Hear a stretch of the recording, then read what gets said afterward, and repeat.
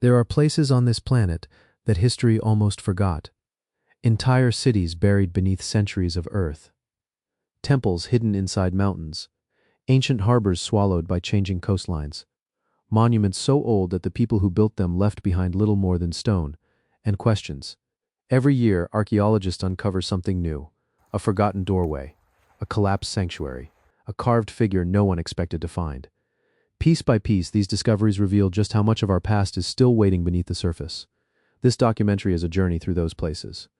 24 extraordinary archaeological sites, each one real, each one carefully excavated, each one telling a story that survived thousands of years. If these forgotten worlds fascinate you as much as they fascinate me, consider subscribing. And before we begin, let me know where you're watching from and what time it is where you are. Now, let's step into the ancient world. Vardzia's hidden chapel. High above the Kura River in southern Georgia, a vast wall of volcanic rock overlooks the valley below.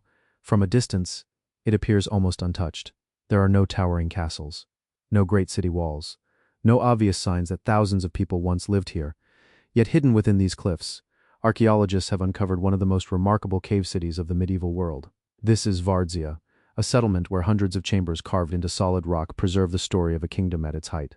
Vardzia was created during the 12th century, when the Kingdom of Georgia was entering one of the most successful periods in its history. Construction began under King George III. Later, his daughter, Queen Tamar, greatly expanded the complex. Under her reign, Georgia experienced a period of political stability, military success, and cultural growth. The cave city became one of the most ambitious projects of that era. Unlike a traditional fortress, Vardzia was carved directly into the mountainside. Builders removed enormous quantities of volcanic rock by hand. Over time, they created hundreds of interconnected chambers, living quarters, storehouses, wine cellars, bakeries, workshops, and long passageways all became part of a single underground community. The mountain itself became the city's walls. Its location was carefully chosen. The cave city overlooks the Kura River Valley, an important route linking different parts of the southern Caucasus. Fresh water was available nearby. Fertile farmland surrounded the valley. The cliffs provided natural protection against invasion. Together, these advantages allowed the settlement to function as both a monastery and a defensive refuge. Among the hundreds of chambers, one space holds particular importance: a hidden chapel. Unlike the surrounding caves, its interior was decorated with colorful frescoes during the 12th century. Scenes from the Bible cover its walls. Saints, angels, and members of Georgia's royal family appear among the paintings. Many of these artworks remain remarkably well preserved despite the passing centuries. One image attracts more attention than any other. A portrait of Queen Tamar. She is remembered as one of Georgia's greatest rulers, and this chapel preserves one of the earliest surviving depictions of her. For historians, the painting offers more than artistic beauty. It provides a rare connection to a ruler whose reign shaped the country's medieval history. Very few monuments preserve her image so clearly. Life inside Vardzia extended far beyond religious worship. Thousands of people are believed to have lived here during its peak. Families prepared meals. Craftsmen produced everyday goods. Monks carried out religious duties. Food was stored for difficult seasons. Water channels supplied different parts of the settlement. Every chamber played a role in supporting life inside the mountain. The city also reflects the engineering skills of its builders. Passageways connected different levels of the complex. Hidden staircases linked homes with storage areas and places of worship. Ventilation shafts allowed fresh air to circulate. Drainage systems carried away water, despite being carved into solid rock. The settlement functioned much like any medieval town built above ground. In 1283, a powerful earthquake changed the appearance of Vardzia forever. Large sections of the outer cliff collapsed. Many hidden chambers became exposed to the open air. Ironically, the disaster revealed parts of the cave city that had once been concealed within the mountain. Although some structures were damaged, much of the settlement survived. Its chapel, and many of its remarkable frescoes, remained standing. Vardzia continued to be occupied for many years after the earthquake, but changing political conditions, foreign invasions, and shifting trade routes gradually reduced its importance. The population slowly declined. Many chambers were abandoned. The once busy city eventually fell silent. Yet the mountain continued to protect what remained. Today, Vardzia is one of Georgia's most important archaeological and historical sites. Visitors can still walk through its tunnels, enter its hidden chapel, and stand before paintings created more than 8 centuries ago. the cave city offers a rare opportunity to explore a medieval settlement largely preserved within the landscape that shaped it. Vardzia reminds us that history is not always built upon the land. Sometimes, it is carved directly into the mountain itself. The underground tombs of Beit Sherim, in the rolling hills of northern Israel. A quiet limestone ridge overlooks the Jezreel Valley. From the surface, very little seems unusual. Scattered ruins, ancient stone walls, and open fields stretch across the landscape. Yet beneath this peaceful hill, archaeologists uncovered one of the largest underground burial complexes of the ancient Jewish world. This is Beit Sherim, a vast network of catacombs carved deep beneath the earth. The site first developed as a thriving settlement during the Hellenistic period. Later, it grew into an important Jewish town under Roman rule. Stone houses, public buildings, and narrow streets once stood above the hillside. But over time, the place became known for something very different: its underground tombs. Beginning in the 2nd century AD, Beit Sherim became one of the most important burial centers in the region. People traveled here from across the Roman Empire. Families arrived from nearby towns. Others came from distant communities around the Mediterranean. Many wished to be buried near one respected religious leader, Rabbi Judah Hanasi. His burial at Beit Sherim greatly increased the site's importance. As demand grew, more catacombs were carved into the soft limestone. Long passageways extended beneath the hill. Large burial halls opened into smaller chambers. Stone benches lined the walls. Deep recesses held carefully carved sarcophagi. Each new generation expanded the underground city a little further. Today, more than 30 catacombs have been identified. Together, they contain hundreds of burial places. Some chambers remain small and simple. Others are richly decorated with carved entrances, columns, and detailed stone reliefs. The variety reflects the different families and communities who chose this place for their final resting place. The sarcophagi themselves tell another story. Many are decorated with symbols from Jewish tradition. Menorahs, lions, eagles, palm branches, and floral designs appear throughout the catacombs. Some carvings reflect local artistic styles, others reveal influences from Greek and Roman culture. Together, they show how different traditions existed side by side during this period. Hundreds of inscriptions have also survived. They were carved into stone in several different languages: Hebrew, Aramaic, Greek, and occasionally Palmyrene. These inscriptions preserve personal names, family connections, and messages left for future generations. They remind us that Beit Sherim welcomed people from many different regions of the ancient world. Excavations have uncovered far more than tombs alone. Oil lamps, glass vessels, pottery, coins, and fragments of jewelry have all been recovered from the catacombs. These objects help archaeologists understand burial customs, trade, daily life, and the cultural connections shared across the Eastern Mediterranean. Even the smallest discoveries add another piece to the story. One of the site's greatest strengths is its remarkable preservation. The limestone chambers remained sealed for centuries. Darkness, dry conditions, and limited disturbance protected many carvings from weathering. As archaeologists explored deeper into the hill, they encountered chambers that had remained almost untouched since late antiquity.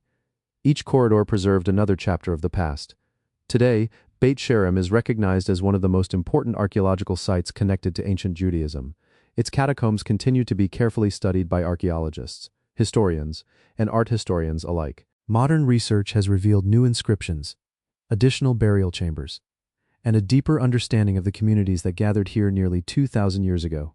Much of the underground complex still remains unexplored. Standing above Beit Sherim today, the landscape appears calm and ordinary.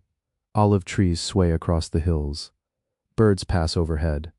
The ancient ruins rest quietly beneath the open sky. Yet beneath the ground, an entire underground world survives. Its silent corridors, stone sarcophagi, and carefully carved inscriptions continue to preserve the memory of generations long gone. Beit Sherim reminds us that history is not always written above the surface. Sometimes, its greatest stories are hidden deep beneath our feet. The hidden temple of Zerzevan Castle. On a rocky plateau in southeastern Turkey, the ruins of an ancient fortress overlook the surrounding plains. Broken stone walls, collapsed towers, and the remains of military buildings still mark the landscape. At first glance, it appears to be another Roman frontier fortress. Yet beneath its streets, archaeologists uncovered something entirely unexpected: a hidden temple built deep beneath the fortress itself. The site is known as Zerzevan Castle, a fortified settlement that guarded the eastern frontier of the Roman Empire. Its position was carefully chosen. From these high cliffs, soldiers could watch the surrounding valleys for many kilometers. The fortress protected an important military road linking Roman territories with the eastern frontier. For centuries, it remained an important defensive outpost. Excavations have revealed far more than defensive walls. Researchers uncovered houses, barracks, storehouses, water cisterns, workshops, and administrative buildings. Together, they reveal a busy military community where soldiers and civilians lived side by side. Life inside the fortress extended well beyond warfare. Then, archaeologists made an extraordinary discovery. Hidden beneath the settlement, they found an underground Mithraeum, a temple dedicated to Mithras, one of the most mysterious religions practiced within the Roman Empire. Unlike public temples, Mithraic sanctuaries were usually built in secluded places. Many were hidden beneath the ground, away from ordinary daily life. The temple at Zerzevan was carefully carved into the bedrock. A narrow entrance leads into a small underground chamber. Stone benches line the walls. An altar stands at one end of the room. The enclosed space would have been illuminated only by lamps and candles, creating an atmosphere very different from the world above. Almost every part of the temple reflects the private nature of Mithraic worship. Very little is known about the religion itself. Its ceremonies were reserved for initiated members. Written records are extremely rare. Much of what historians understand today comes from archaeological discoveries like this one. The temple at Zerzevan offers an unusually well-preserved glimpse into beliefs that remained hidden for centuries. Across the Roman Empire, Mithraism was especially popular among soldiers. Its emphasis on loyalty, discipline, and shared ritual appealed to military communities stationed far from home. The discovery of a Mithraeum inside Zerzevan Castle reflects this connection. It suggests that Roman soldiers carried not only their weapons, but also their beliefs, to the empire's distant frontiers.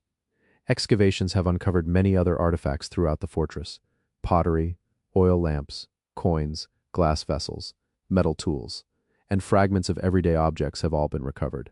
These discoveries help archaeologists reconstruct daily life inside the settlement. They reveal a community that remained active for several centuries despite its isolated location.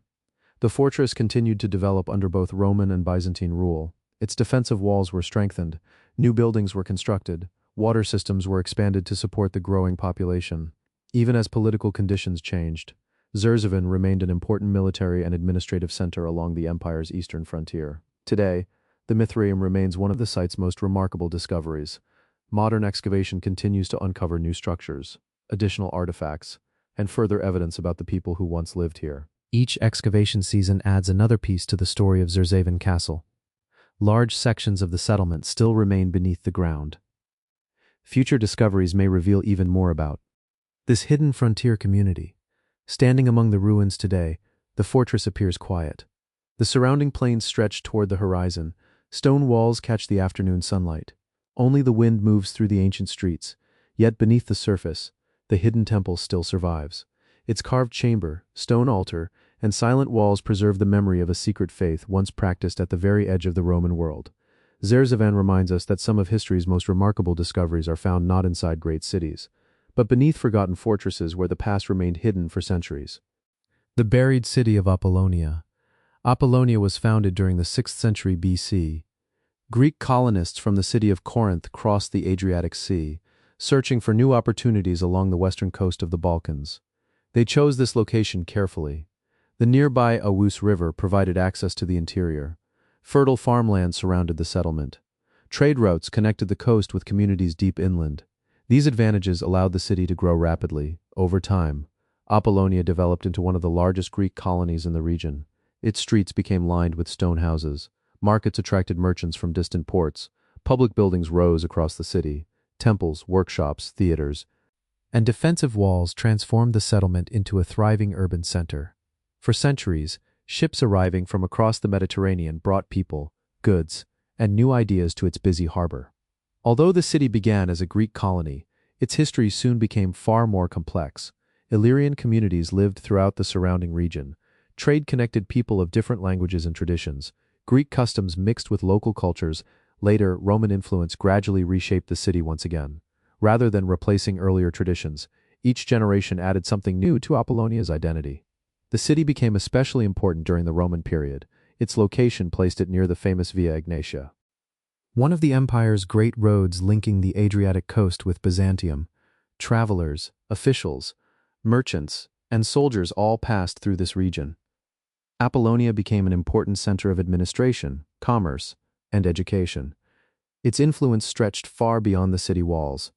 One visitor would later become famous throughout history, before becoming the Roman Emperor Augustus. The young Octavian studied at Apollonia. He arrived to continue his education, learning military strategy, philosophy, and rhetoric. While he was still here, news reached him that Julius Caesar had been assassinated in Rome. Within days, his life changed forever. The quiet city suddenly became linked to one of the most important turning points in Roman history. Excavations have revealed an extraordinary variety of buildings. A large theater overlooks the surrounding countryside. A grand stoa once sheltered merchants and visitors. Temples stood beside public squares. Residential districts spread across the hillsides. Stone streets connected neighborhoods throughout the city. Each structure reveals how carefully Apollonia was planned as it continued to expand over the centuries. Thousands of artifacts have also emerged from beneath the soil. Pottery, bronze tools, glass vessels, coins, marble sculptures, ceramic lamps, jewelry, and inscriptions have all been recovered. These discoveries reveal far more than political history. They preserve the routines of ordinary people, cooking meals, running businesses, making pottery, teaching students, and raising families within the city's walls. One of the most remarkable discoveries is the city's impressive collection of sculptures. Many were carved from fine marble. Others decorated temples and public buildings. Some portray Greek gods. Others honor Roman officials or local benefactors. Although many statues survive only in fragments, they continue to reveal the artistic skill of the craftsmen who once worked here. Even broken pieces preserve remarkable detail. Archaeologists have also uncovered evidence of sophisticated engineering. Stone drainage systems carried rainwater through the streets. Large public buildings rested upon carefully prepared foundations. Water was supplied through channels built with impressive precision. The city's layout reflects careful planning rather than gradual expansion. Every new discovery helps researchers understand how ancient engineers designed settlements to support growing populations. Apollonia flourished for many centuries, but its fortunes slowly began to change. The nearby river gradually altered its course. Sediment accumulated around the harbor. Trade became more difficult, without direct access to the sea. The city's commercial importance declined. At the same time, earthquakes and changing political conditions affected the surrounding region. Little by little, the once busy streets grew quieter by the medieval period. Much of the ancient city had been abandoned. Buildings slowly collapsed. Roofs disappeared. Walls crumbled beneath wind and rain. Vegetation spread across the ruins. Layer after layer of soil gradually buried large sections of Apollonia beneath the landscape. For centuries, its greatest monuments remained hidden beneath fields and scattered trees. Modern archaeology has transformed our understanding of the site. Systematic excavations continue to uncover new buildings, roads, courtyards, and public monuments. Advanced technologies, including aerial photography, ground surveys, digital mapping, and laboratory analysis, allow researchers to reconstruct parts of the city that still remain buried. Large areas have yet to be explored. Its greatest discoveries may still lie beneath untouched ground. Standing among the ruins of Apollonia today, it is easy to imagine the sound of a city that once never seemed to rest. Merchants bargaining in the marketplace, students gathering for lessons, actors performing in the theater, craftsmen shaping stone and clay, ships arriving from distant shores. Although those voices have long since faded, the city still preserves their memory. Apollonia reminds us that history is not always lost to time. Sometimes, it simply waits beneath the earth, until careful excavation allows an ancient city to breathe once again. The cave sanctuary of Kizilin. In the rugged hills of southwestern Turkey, steep limestone cliffs rise above a quiet valley. Pine trees cling to the rocky slopes. Narrow paths wind between weathered stone outcrops. From a distance, nothing immediately suggests that this landscape once held an important place of worship. There are no towering domes, no grand bell towers, no crowded pilgrimage routes, yet hidden within the cliffs, archaeologists have uncovered one of the region's remarkable rock-cut churches. This is Kizilin, a cave sanctuary where faith, art, and history were carved directly into the mountainside. Unlike churches built from stone blocks, Kizilin was created by removing the rock itself. Builders carefully hollowed out the cliff face. Room by room, passage by passage, the sanctuary slowly took shape, its walls, ceiling, and supporting columns all remained part of the original mountain. The builders transformed solid limestone into a place of worship without constructing a single external wall. The church was established during the Byzantine period, when Christianity had become firmly established across Anatolia. During these centuries, communities built monasteries and churches throughout the region. Some stood in cities, others were placed in remote valleys and mountain cliffs. These isolated locations offered peace, security, and an environment suited to prayer and monastic life. Kizilin became one of these quiet spiritual retreats. Its location was far from accidental. The surrounding cliffs provided natural protection. Fresh water could be found nearby. The nearby valleys supported farming and small settlements. Travelers moving through the region could reach the sanctuary, yet it remained hidden from casual view. Its quiet surroundings allowed religious communities to live away from the distractions of larger towns. Inside the sanctuary, the architecture is surprisingly sophisticated. A central worship space forms the heart of the church. Side chambers extend into the surrounding rock. Arched ceilings rise overhead. Stone benches line portions of the interior. Small windows carved into the cliff allow sunlight to enter during different times of the day. Even within the mountain, the builders carefully considered light, space, and movement. One of the site's greatest treasures survives upon its walls, fragments of colorful frescoes, although many paintings have faded with time. Their outlines remain visible.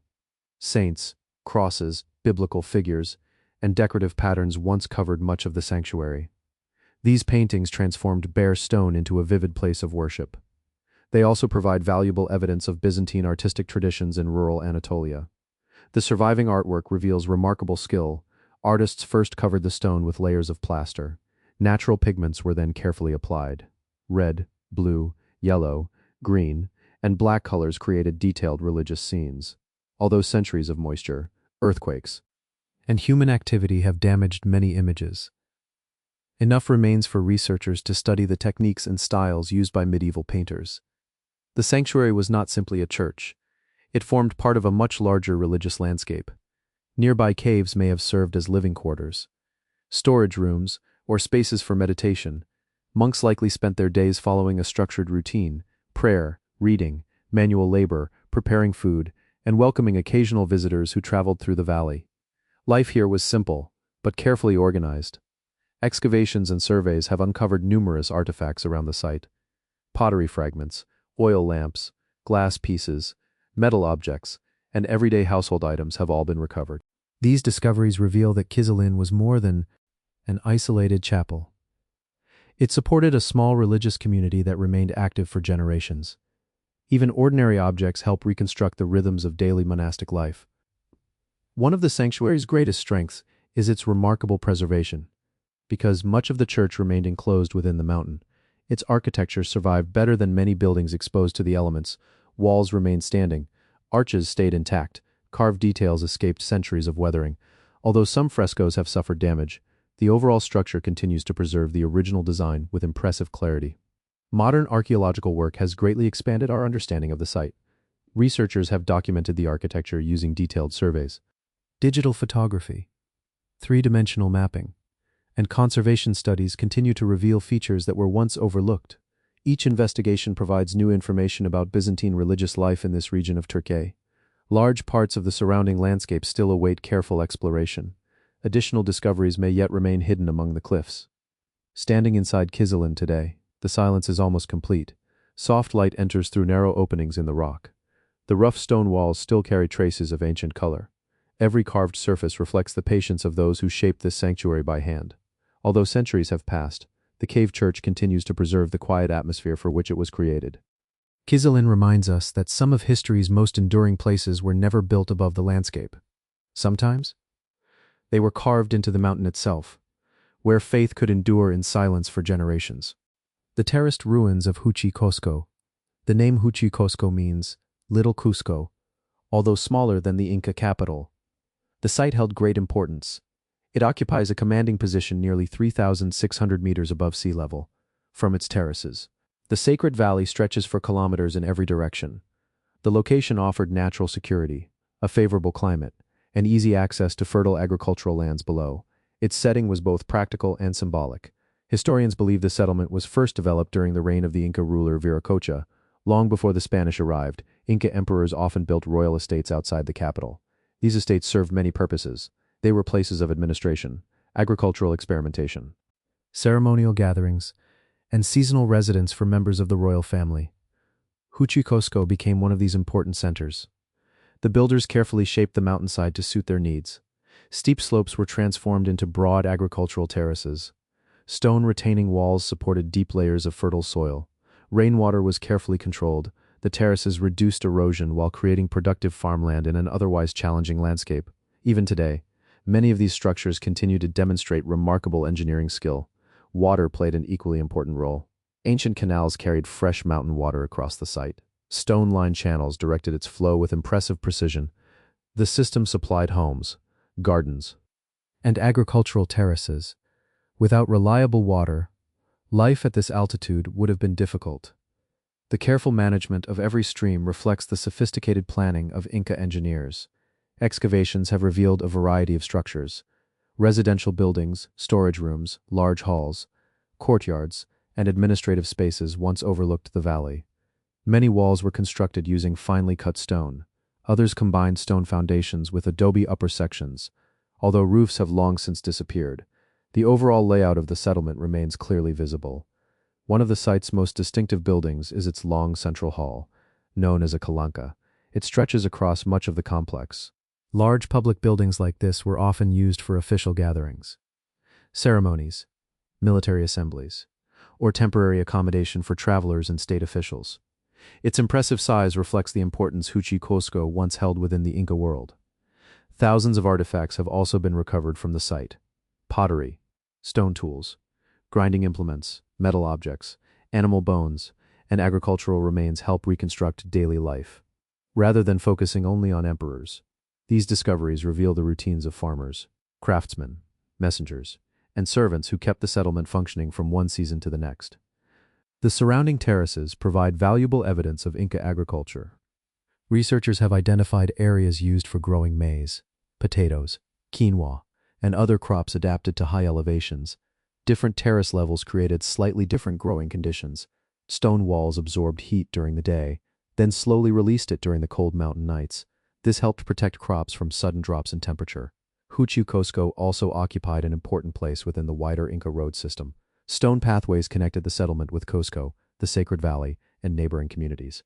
Messengers known as kashkis traveled these routes carrying official information across the empire. Goods, food, and supplies moved through the mountains with remarkable efficiency. Even isolated settlements remained closely connected to the Inca state. Like many Inca sites, Huachucosco changed dramatically after the Spanish conquest during the 16th century.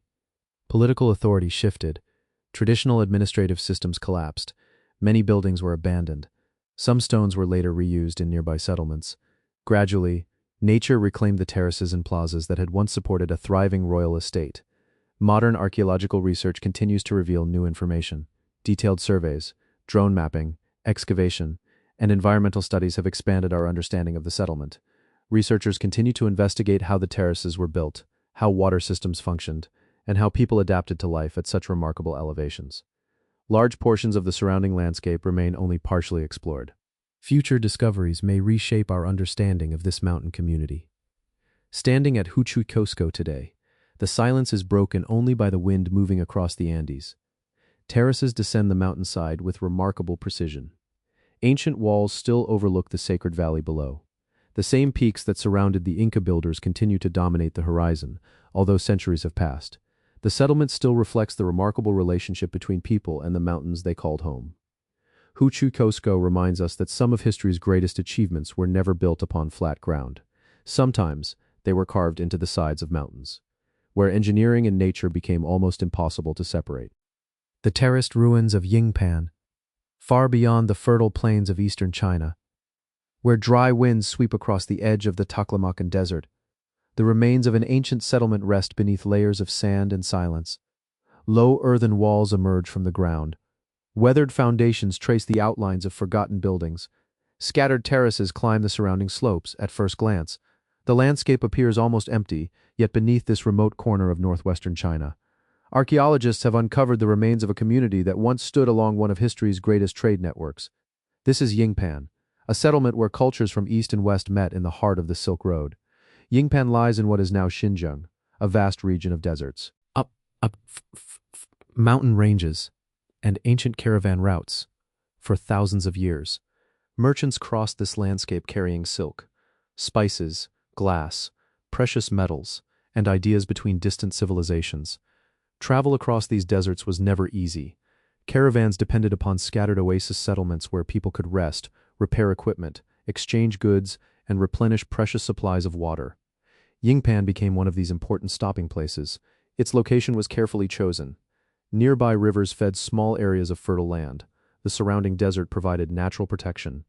Mountain passes connected the oasis with distant trading centers. Although isolated, the settlement stood at a crossroads linking China with Central Asia, Persia, and even the Roman world. Every caravan that arrived brought not only merchandise, but also languages, religions, technologies, and new customs. The surviving ruins reveal a carefully organized settlement. Earthen buildings once lined narrow streets. Courtyards opened between homes. Storage buildings protected valuable supplies. Defensive walls surrounded parts of the community. Terraces helped stabilize sections of the uneven landscape while creating usable space for construction and farming. Although much of the city has disappeared, its overall plan can still be traced across the desert floor. Excavations have uncovered evidence that Yingpan flourished during the Han and later periods. The settlement remained active for several centuries. Its prosperity depended upon trade. Caravans arrived carrying silk from the east. Glassware, silver, and luxury goods traveled from the west. Merchants exchanged horses, textiles, food, and valuable raw materials.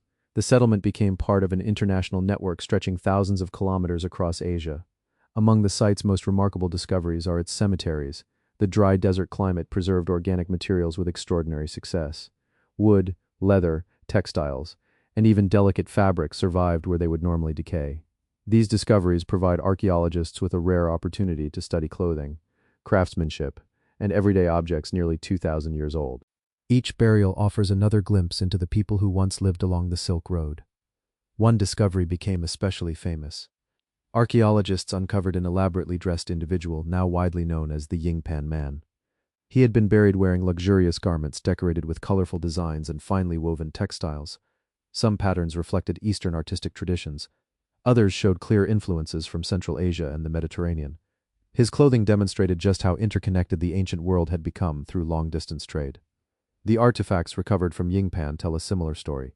Silk fabrics, glass beads, coins, bronze mirrors, ceramic vessels, wooden tools, and jewelry have all been discovered. Many objects originated far from the settlement itself. Some traveled hundreds, even thousands of kilometers before reaching this desert oasis. Together, they reveal that Yingpan was never isolated. Instead, it stood at the center of a remarkable exchange of goods and cultures. Life here demanded constant adaptation. Rainfall was scarce. Summer temperatures could become extreme. Winter nights were bitterly cold. Water had to be carefully managed. Agriculture depended upon irrigation systems that directed precious river water toward cultivated land. Every harvest required careful planning. Without these engineering efforts, permanent settlement would have been impossible. Over time, conditions gradually changed. Trade routes shifted. Political control across Central Asia evolved. Some caravan roads became less important. As commerce declined, the settlement slowly lost its importance. Buildings were abandoned. Wind carried sand across empty streets. The desert gradually reclaimed what generations had built. For centuries, Yingpan rested almost forgotten beneath the shifting landscape. Modern archaeology has transformed our understanding of the site. Careful excavations continue to uncover new buildings, burials, textiles, and everyday objects.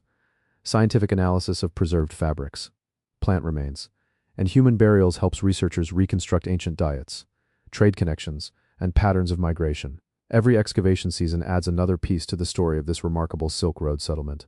Much of the surrounding landscape still remains unexplored.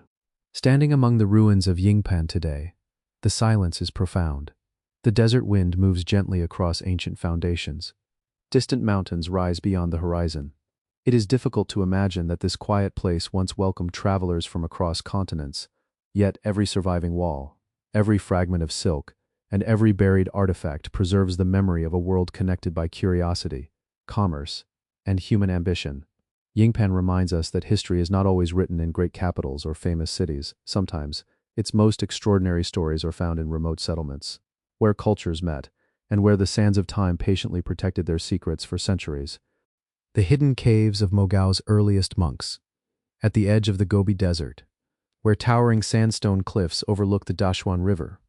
Hundreds of dark openings appear across the rock face. Some are small, others are large enough to resemble temples carved into the mountain itself. Together, they form one of the world's greatest collections of Buddhist cave sanctuaries. Today, this place is known as the Mogao Caves.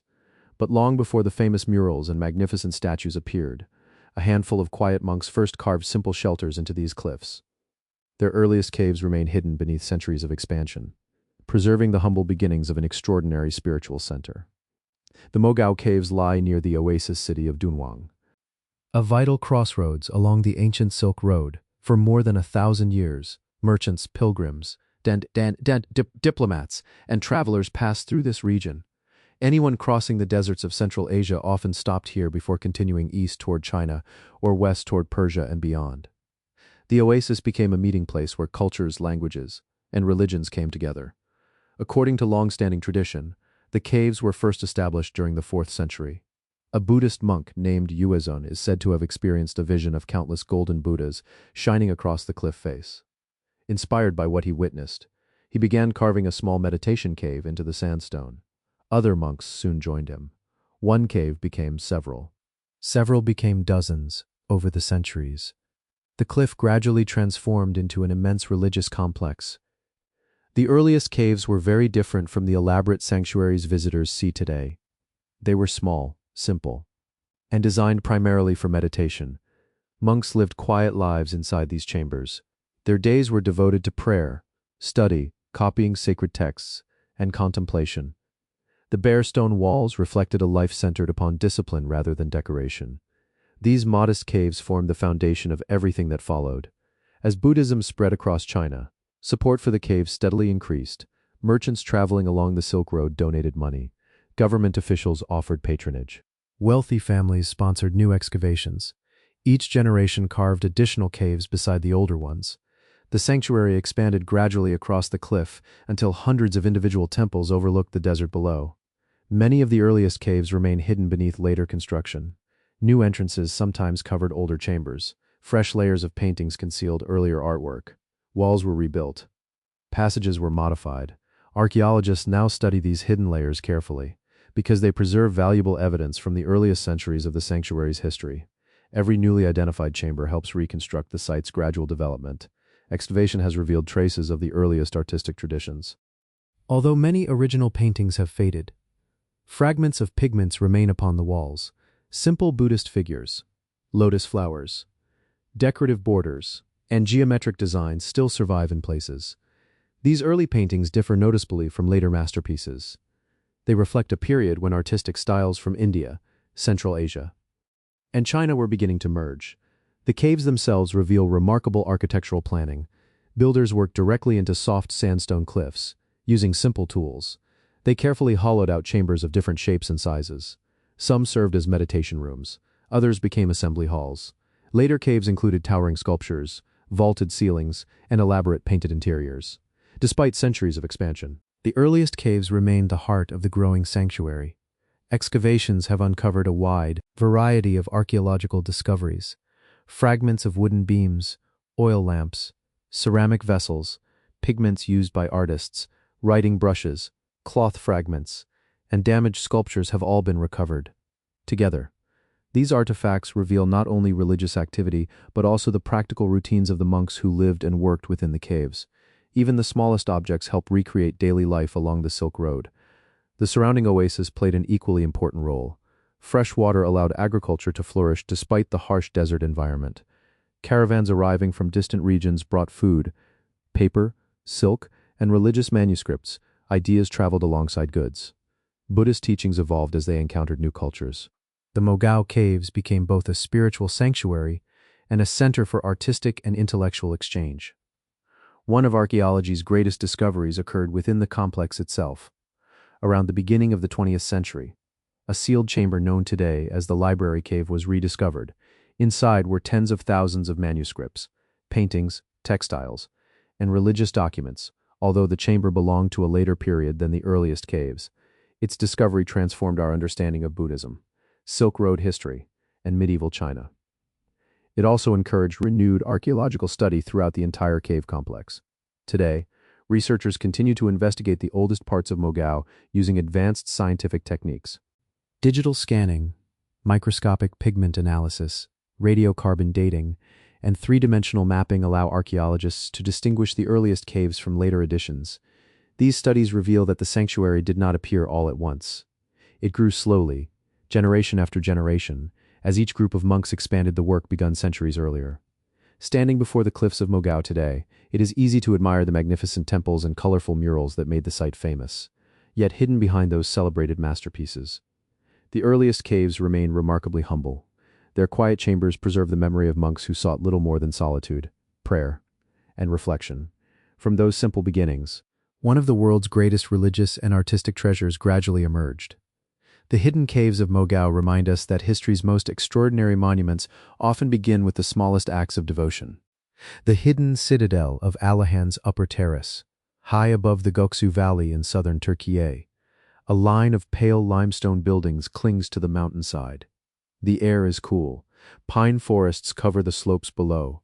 Clouds drift slowly across the surrounding peaks. From a distance, the ruins almost resemble a small fortress guarding the valley. Massive stone walls, terraces cut into the mountainside, monumental gateways, and towering columns stand against the sky. Yet this was never a military citadel. It was one of the most extraordinary Christian pilgrimage sites of the Byzantine world. This is Alahan Monastery, a mountaintop sanctuary whose hidden upper terrace still preserves the quiet spirit of its earliest inhabitants. Alahan Monastery was established during the 5th century AD, a time when Christianity was spreading rapidly throughout the Eastern Roman Empire. Remote mountain locations were often chosen for monasteries. Far from the distractions of cities, monks sought places where prayer, study, and contemplation could become the center of daily life. The mountains offered silence, isolation, and a feeling of closeness to the heavens. Alahan became one of the empire's most ambitious religious foundations, rather than occupying a flat landscape. The monastery was built across a series of natural terraces carved into the mountainside. Each level served a different purpose. Lower terraces welcomed visitors. Middle terraces contained churches and communal buildings. Higher terraces offered greater privacy for monks devoted to quiet reflection. Stone stairways connected each section, allowing movement through the complex while following the natural contours of the mountain. The upper terrace remains one of the site's most fascinating areas. Here, the atmosphere changes noticeably. Crowded ceremonial spaces give way to smaller buildings. Simple chambers overlook the valley. Narrow walkways follow the cliff edge. Archaeologists believe these upper structures form the most secluded part of the monastery, reserved primarily for members of the monastic community. Life became quieter with every step uphill. Construction at Alahan required extraordinary engineering. Builders first leveled portions of the steep limestone slope. Massive retaining walls supported artificial platforms. Thousands of carefully shaped stone blocks were transported into the mountains. Columns, arches, doorways, and vaulted chambers were assembled with remarkable precision. The finished complex appears almost as though it emerged naturally from the rock itself. The monastery contains two principal churches, connected by an impressive colonnaded walkway. Visitors entering the complex would gradually move through open courtyards before reaching the main places of worship. The architecture reflects both Roman engineering traditions and evolving Byzantine religious design. Elegant carvings decorate doorways, stone capitals display intricate floral patterns, crosses appear throughout the buildings. Even after centuries of exposure, many decorative details remain surprisingly sharp. Excavations have uncovered numerous features that illuminate everyday life within the monastery. Living quarters, storage rooms, water cisterns, workshops, and communal spaces have all been identified. These discoveries reveal that Alahan functioned as a self-sustaining community. Monks prepared food, collected rainwater, copied religious manuscripts, maintained the buildings, and welcomed pilgrims traveling through the mountains. Faith and practical work existed side by side. Water management was especially important. Natural springs alone could not support a growing religious community. Engineers therefore created channels, reservoirs, and carefully designed cisterns to collect seasonal rainfall. Every drop of water was valuable without these systems. Permanent settlement on the mountainside would have been impossible. The monastery's survival depended as much upon engineering as spirituality. Archaeologists have also recovered a variety of artifacts from the site: ceramic vessels, oil lamps, glass fragments, metal tools, stone carvings, coins, and pieces of decorative plaster all help reconstruct daily activity. Some objects belonged to monks, others were left behind by visiting pilgrims. Together, they reveal a monastery that remained active for generations. The surrounding landscape played an important role in the monastery's design. The upper terrace commands sweeping views across the Goksu Valley. Visitors climbing toward the summit would gradually leave the busy world below, the higher they traveled. The quieter the surroundings became. This carefully planned journey reflected an important spiritual idea. Physical ascent through the monastery symbolized a gradual movement toward contemplation and devotion. Although Alahan flourished during the Byzantine period, its importance slowly declined. Political changes transformed the region. Trade routes shifted. Religious communities became smaller. Some buildings fell into disuse. Earthquakes, weather, and centuries of exposure gradually damaged many structures. Even so, large portions of the monastery survived remarkably well thanks to the quality of their construction. Modern archaeological investigations continue to reveal new details. Detailed architectural surveys, three-dimensional laser scanning, stone conservation, and careful excavation have improved our understanding of the monastery's development. Researchers continue to study construction techniques, decorative carvings, and evidence of monastic life hidden beneath collapsed walls and accumulated soil. Many questions about the earliest phases of the complex remain unanswered. Standing upon Alahan's upper terrace today, the silence feels almost timeless. The mountains stretch endlessly toward the horizon. Ancient columns cast long shadows across the stone pavement. The same winds that once carried the voices of monks still move gently through the ruins. Although centuries have passed, the monastery continues to preserve the peaceful atmosphere that first drew its builders to this remote mountainside. Alahan reminds us that some of history's greatest sanctuaries were never hidden beneath the earth. Sometimes, they were hidden high above it, where stone, sky, and faith became almost impossible to separate. The forgotten lower city of Zipalanda. Across the rolling plains of central Turkey, a broad earthen mound rises gently above the surrounding farmland. At first glance, it appears little different from countless other hills scattered across Anatolia.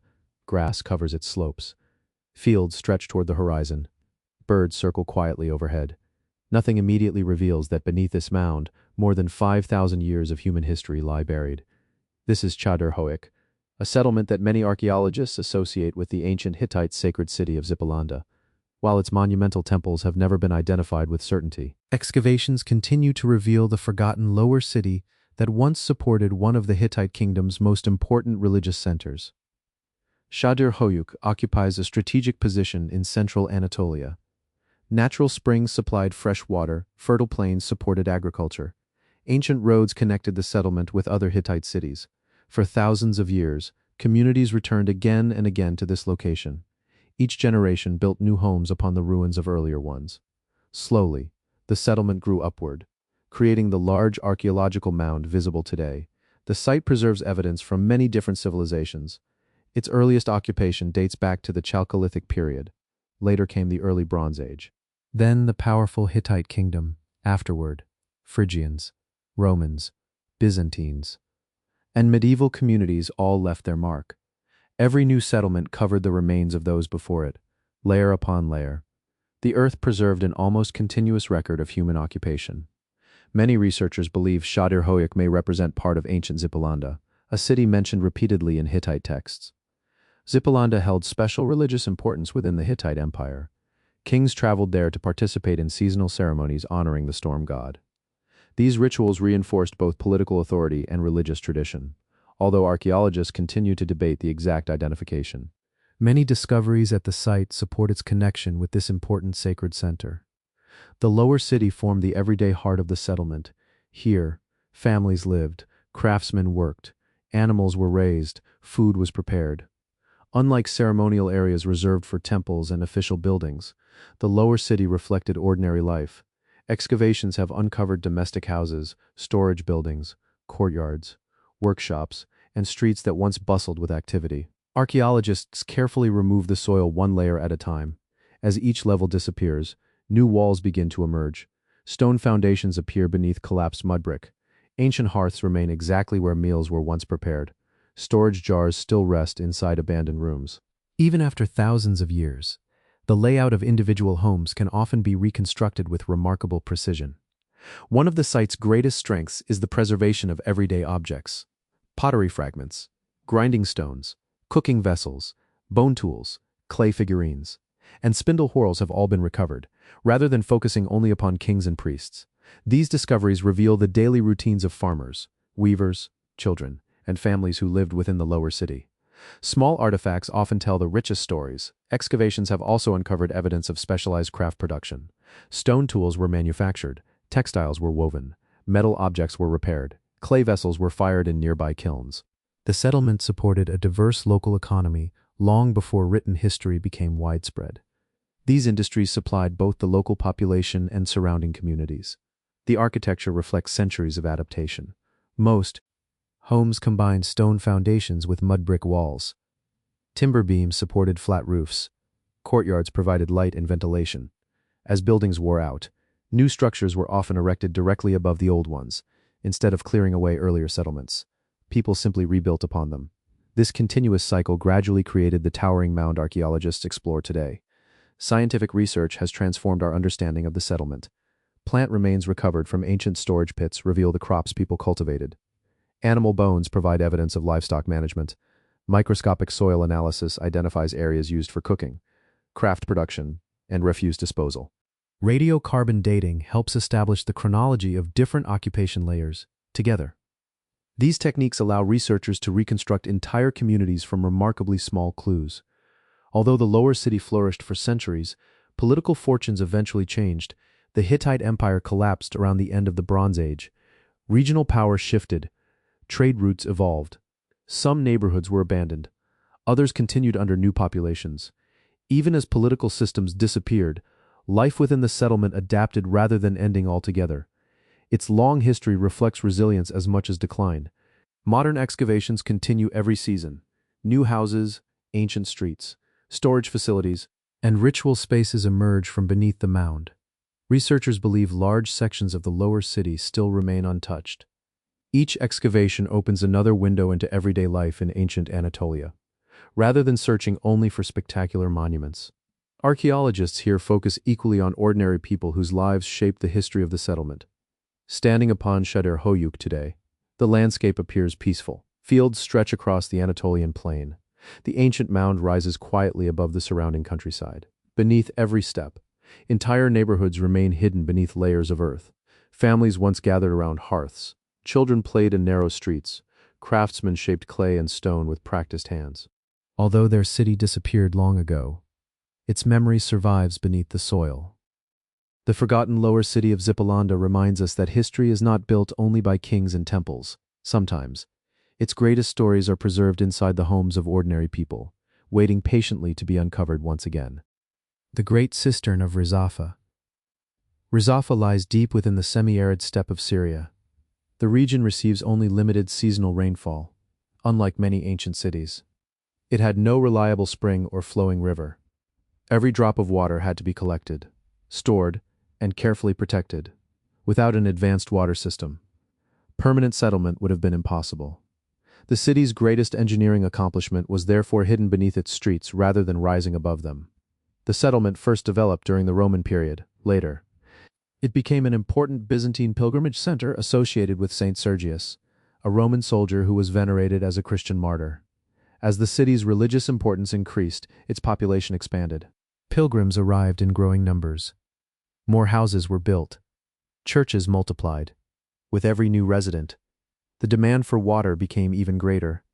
Engineers responded with remarkable ingenuity. Instead of relying upon a single reservoir, they constructed a network of enormous cisterns capable of storing vast quantities of rainwater. Channels carried seasonal runoff into carefully designed storage chambers. Stone-lined basins filtered sediment before water entered the larger reservoirs.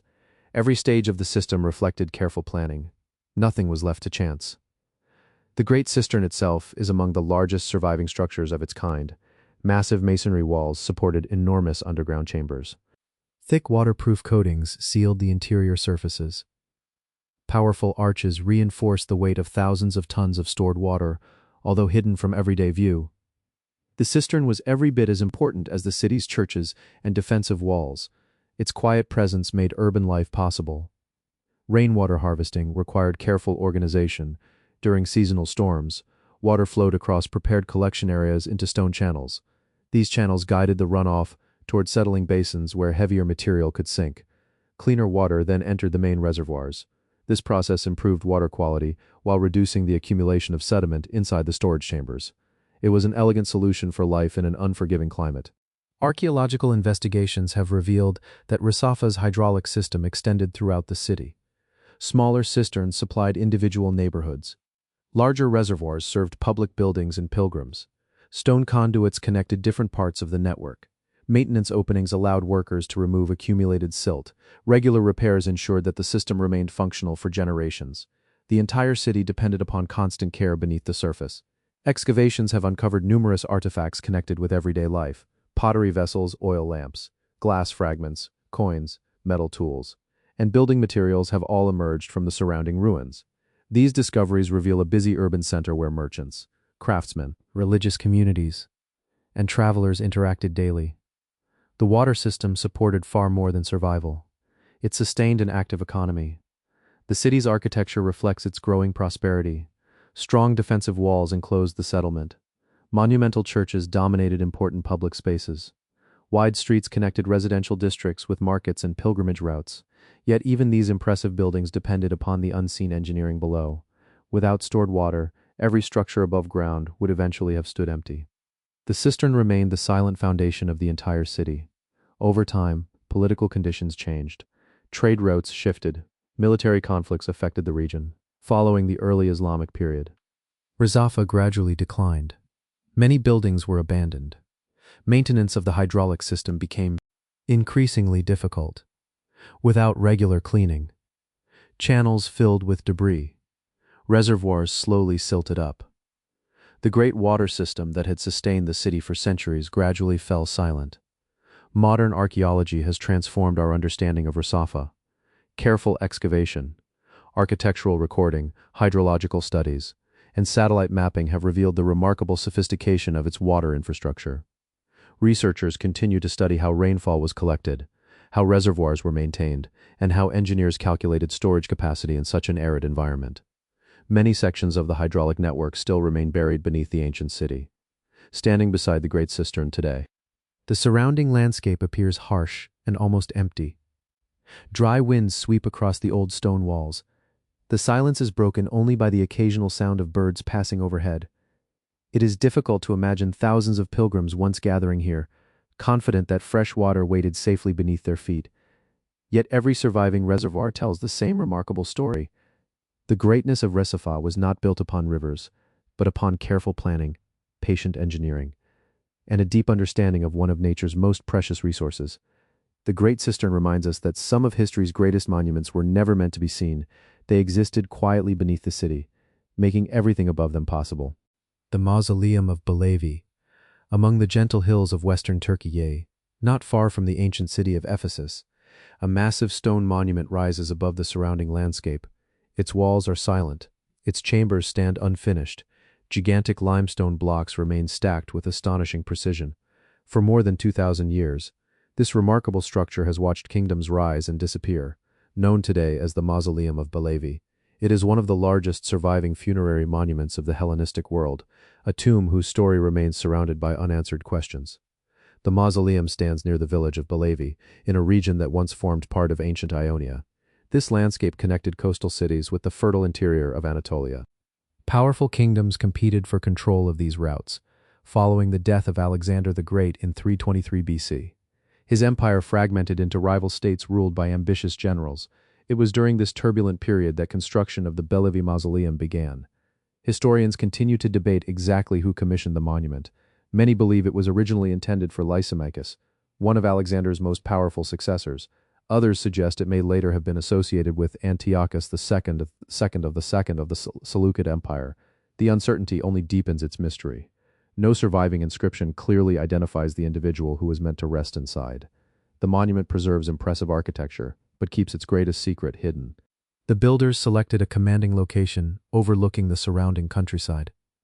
The monument rests upon a high stone platform carved directly into the hillside.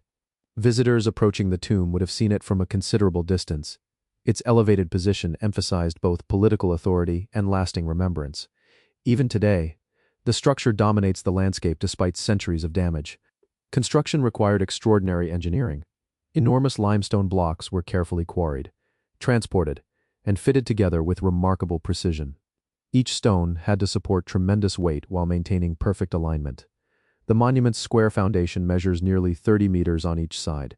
Its massive scale rivals some of the most celebrated royal tombs of antiquity. The architectural design reflects a fascinating combination of Greek and Anatolian traditions. The lower section resembles a powerful fortress built from immense masonry. Above it once stood an elegant colonnaded structure decorated with sculptural reliefs. At the very top, a stepped pyramid-shaped roof likely crowned the monument. This combination recalls the famous mausoleum at Halicarnassus, one of the seven wonders of the ancient world, yet the Bellevue Mausoleum developed its own distinctive architectural character. One of the monument's most remarkable features lies within its burial chamber, deep inside the structure. Archaeologists discovered a carefully constructed funerary room cut into the massive stone core. The chamber was designed to house an elaborate marble sarcophagus. Although the burial itself has long disappeared, the architecture reveals the importance once attached to whoever was intended to rest there. Every detail reflects careful planning and exceptional craftsmanship. Excavations have uncovered numerous sculptural fragments scattered around the site. Decorated cornices, architectural moldings, carved reliefs, pieces of statues, and finely worked stone ornaments have all been recovered. Among the most impressive discoveries are fragments of lions, symbols of royal authority and eternal guardianship. These sculptures once formed part of the monument's magnificent exterior decoration. The monument also preserves evidence that construction may never have been fully completed. Some stone surfaces remain, only partially finished. Certain decorative elements appear unfinished. Other architectural features suggest that work stopped unexpectedly. Political instability, changing rulers, or the death of the intended occupant may all have interrupted construction. The incomplete details allow archaeologists to observe ancient building techniques rarely visible in finished monuments. Over the centuries, the mausoleum experienced many changes. Earthquakes damaged portions of the structure. Stone blocks collapsed. Later communities reused some building materials for nearby settlements. Weather gradually softened carved surfaces that had once displayed remarkable detail. Yet the monument itself survived. Its immense masonry resisted complete destruction, allowing much of its original form to remain visible today. Modern archaeological research has greatly improved our understanding of Bellevue. Careful excavation, architectural reconstruction, stone conservation, and digital modeling have revealed how the monument originally appeared. Researchers continue to examine decorative fragments in an effort to recreate missing sections of the building. Every newly identified block contributes another piece to its architectural puzzle. Many questions about its original owner still remain unresolved. Standing before the mausoleum of Bellevue today, its immense scale remains deeply impressive. The carefully fitted limestone blocks seem almost indestructible. The unfinished chamber invites quiet curiosity. Who was truly meant to be buried here? Why was construction interrupted? Why was such an ambitious monument left incomplete? The answers may still lie hidden beneath the surrounding earth. The mausoleum of Bellevue reminds us that ancient monuments are not always remembered because of the people buried within them. Sometimes, it is the mystery itself that endures, an unfinished royal tomb standing between mountain and plain, still waiting for archaeology to reveal the final chapter of its remarkable story. The lower town of Amorium. In the wide plains of central Turkey, ancient stone walls rise gently from the landscape. Beyond them, the earth stretches across rolling farmland. At first, the ruins seem quiet. A few standing walls, broken columns, scattered foundations disappearing beneath the grass. Yet hidden beyond the famous fortifications lies another city, one that was once filled with crowded streets, busy workshops, markets, and ordinary homes. This is the lower town of Amorium, a place where archaeology is slowly uncovering the everyday life of one of Byzantium's greatest frontier cities. Amorium stands in the region of ancient Phrygia, near important routes connecting western Anatolia with Constantinople and the eastern frontier. Its location made the city both prosperous and strategically important. Merchants passed through its gates. Imperial armies marched across its roads. Pilgrims traveled alongside traders. For centuries, Amorium became one of the largest cities in Byzantine Anatolia. The city grew steadily from Roman foundations. By the early Byzantine period, it had developed into a major administrative and military center. Strong defensive walls protected its inhabitants. Churches rose above the rooftops. Markets supplied goods from across the empire. At its height, thousands of people lived inside and beyond its impressive fortifications. The lower town became the heart of everyday urban life. Unlike the heavily fortified upper city, the lower town was designed for ordinary citizens. Families built homes along narrow streets. Craftsmen established workshops, merchants opened shops, facing busy roads. Warehouses stored agricultural produce arriving from nearby villages. The lower city reflected the rhythm of daily life rather than imperial ceremony. Its ruins preserve the voices of people rarely mentioned in written history. Modern excavations have gradually revealed entire neighborhoods beneath the soil. As archaeologists remove each layer, stone foundations begin to appear. Walls outline forgotten homes. Courtyards emerge from centuries of buried earth. Ancient streets reconnect one building to another. The city slowly returns to view, one room at a time. Many houses followed similar architectural plans. Stone foundations supported mud brick walls. Timber roofs covered living spaces. Small courtyards provided light and ventilation. Storage rooms contained large ceramic jars for grain and oil. Cooking hearths remained at the center of family life, although modest in appearance. These homes reveal remarkable organization and practical design. Excavations have uncovered numerous workshops throughout the lower town. Blacksmiths shaped iron tools. Potters fired clay vessels. Glassworkers repaired everyday objects. Textile production also played an important role in the city's economy. Fragments of looms, spindle whorls, and weaving tools demonstrate that skilled crafts flourished throughout the settlement. Amorium was far more than a military stronghold. It was a thriving urban community. Archaeologists have recovered thousands of artifacts from these neighborhoods. Cooking pots, coins, oil lamps, glass vessels, bone tools, bronze objects, and decorative jewelry have all emerged from beneath the streets. Each discovery adds another detail to the lives of the people who once called Amorium home. Even broken pottery fragments help establish dates for different phases of occupation. The city's road network reveals careful urban planning. Stone-paved streets connected residential districts with markets and public buildings. Drainage channels carried rainwater away from houses. Small alleyways linked neighborhoods together. The lower town functioned as an organized city rather than a collection of isolated homes. Its layout reflects generations of thoughtful expansion. Life at Amorium was not always peaceful, because of its strategic location. The city became a frequent target during conflicts between the Byzantine Empire and the expanding Abbasid Caliphate. The most famous attack occurred in AD 838, when the city was captured after a lengthy siege. Historical sources describe widespread destruction. Excavations support these accounts. Burned buildings, collapsed walls, and layers of ash preserve evidence of this dramatic event. Despite periods of devastation, the city recovered more than once. Homes were rebuilt, churches repaired, markets reopened. New generations returned to streets once damaged by war.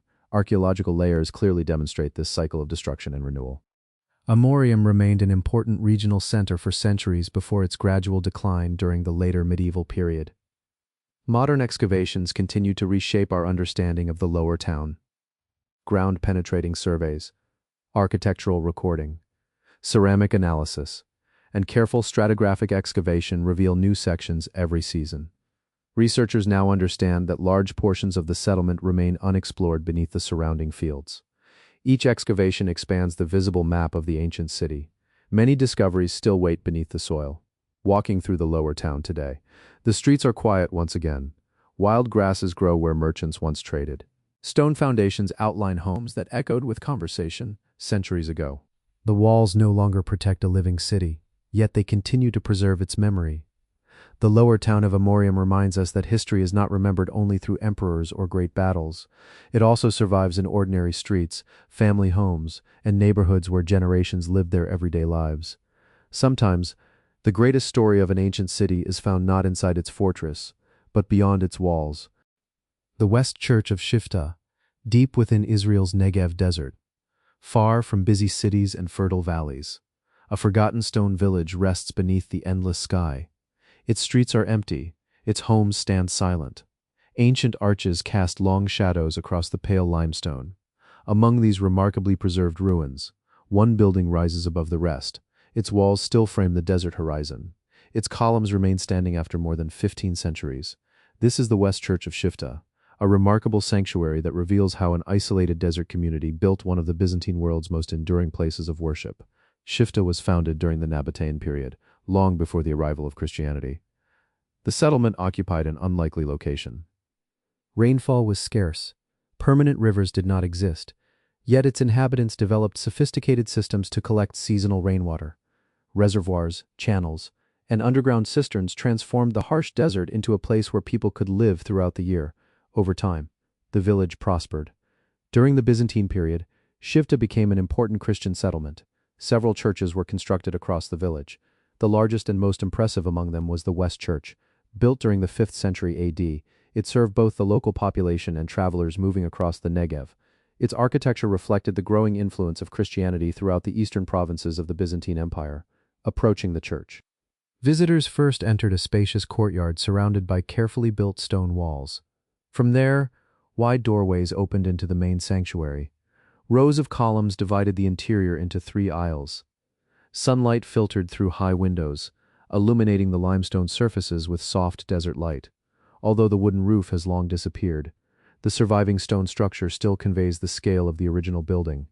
The church followed the traditional basilica design used throughout much of the Byzantine world. A central nave formed the principal gathering space. Side aisles allowed movement around the interior.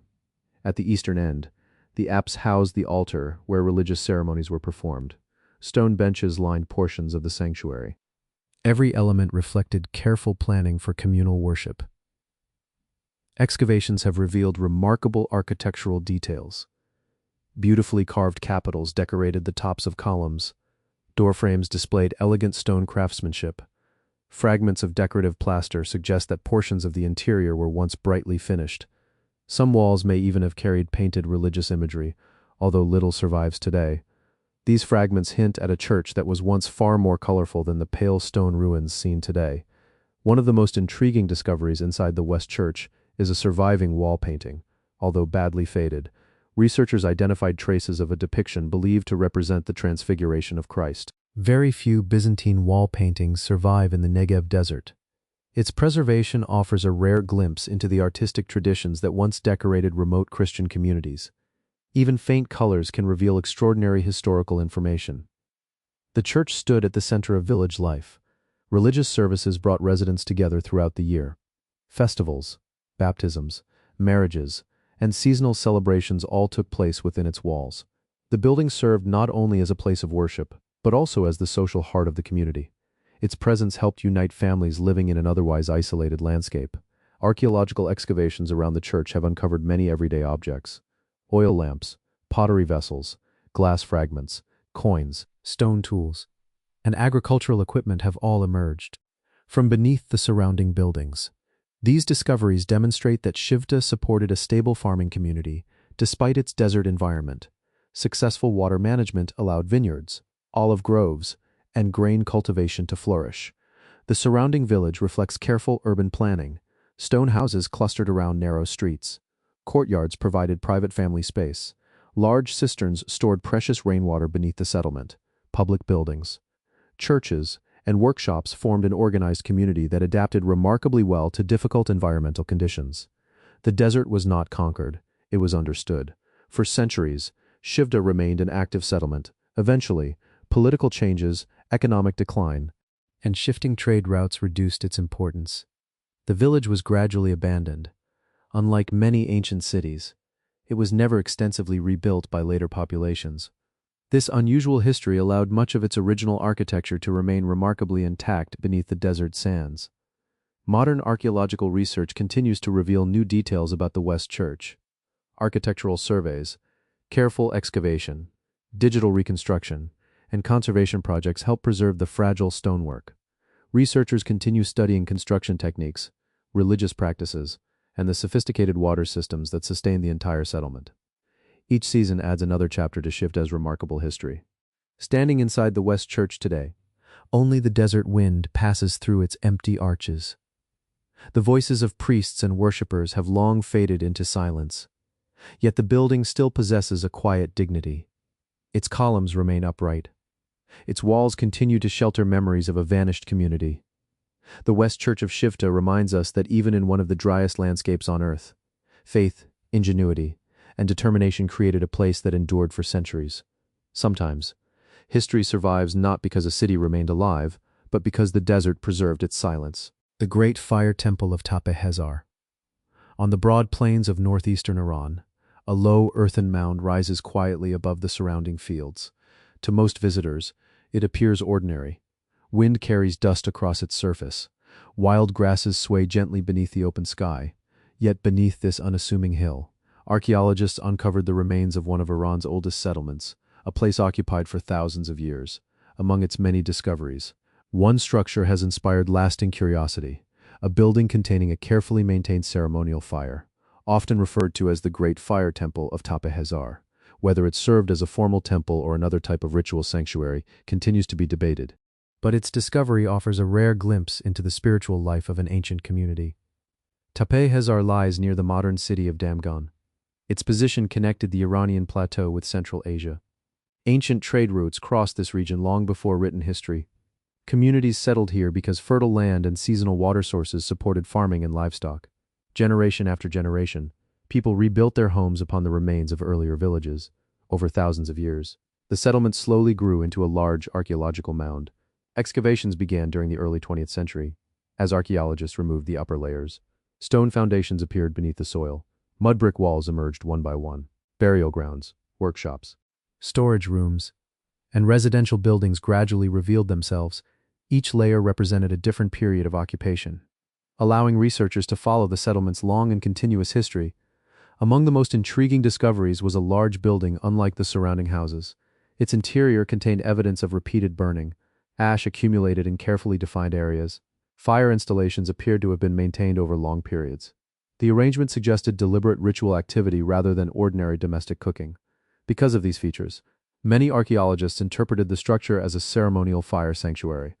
The role of fire held profound importance throughout ancient Iranian traditions. Long before the rise of the great Persian empires, fire symbolized warmth, protection, purification, and continuity, although the exact beliefs practiced at Tepe-Hezar remain unknown. The careful preservation of burning areas suggests that flames carried significance beyond everyday life. The fire was not simply practical, it may also have been sacred. The building itself reflects thoughtful construction. Stone foundations supported thick mud brick walls. The central space remained open enough to accommodate gatherings. Adjacent rooms may have stored ritual equipment or supplies. Unlike nearby domestic buildings, its layout appears unusually organized. The repeated rebuilding of certain features indicates that this place remained important across several generations. Archaeologists uncovered numerous objects within the surrounding excavation: beautiful painted pottery, copper tools, stone vessels, bone ornaments, decorative beads, and finely crafted seals all emerged from beneath the earth. These artifacts reveal a community whose skilled craftsmen produced objects of remarkable quality long before the great civilizations of Mesopotamia reached their height. One of the site's greatest strengths is its continuous sequence of occupation. Layer by layer, the mound preserves evidence stretching from the Chalcolithic period into the Bronze Age. Every rebuilding phase left traces beneath the next. Floors became buried beneath newer floors. Walls disappeared beneath fresh foundations. Ancient fires were covered, only to be replaced by later generations. This remarkable sequence allows archaeologists to study centuries of gradual cultural change. Excavations have also revealed evidence of specialized industries. Metalworkers shaped early copper objects. Potters produced finely decorated ceramics. Stone craftsmen manufactured tools from carefully selected materials. Animal bones reveal the importance of herding alongside agriculture. Together, these discoveries portray a thriving settlement where daily work and ritual life existed side by side. The building associated with the ceremonial fire remains one of Tepe-Hezar's greatest mysteries. No surviving inscriptions explain its purpose. No written records identify the people who gathered there. Researchers continue to debate whether it represents an early temple, a communal ceremonial hall, or another form of sacred architecture entirely. The silence of the archaeological record leaves room for careful interpretation rather than certainty. Modern excavations employ techniques unavailable to the site's earliest explorers. Microscopic analysis of ash reveals what kinds of fuel were burned. Radiocarbon dating helps establish the chronology of different construction phases. Soil chemistry identifies areas where repeated human activity occurred. Digital mapping allows researchers to reconstruct buildings long reduced to scattered foundations. Each new investigation brings fresh understanding without disturbing more of the ancient settlement than necessary. Standing on Tapa Hezar today, it is difficult to imagine the vibrant community that once occupied this quiet mound. Smoke may have risen from ceremonial fires. Craftsmen shaped copper beside their workshops. Families gathered within mud-brick homes. Children walked streets now hidden beneath layers of earth. Time buried their settlement, but not their story.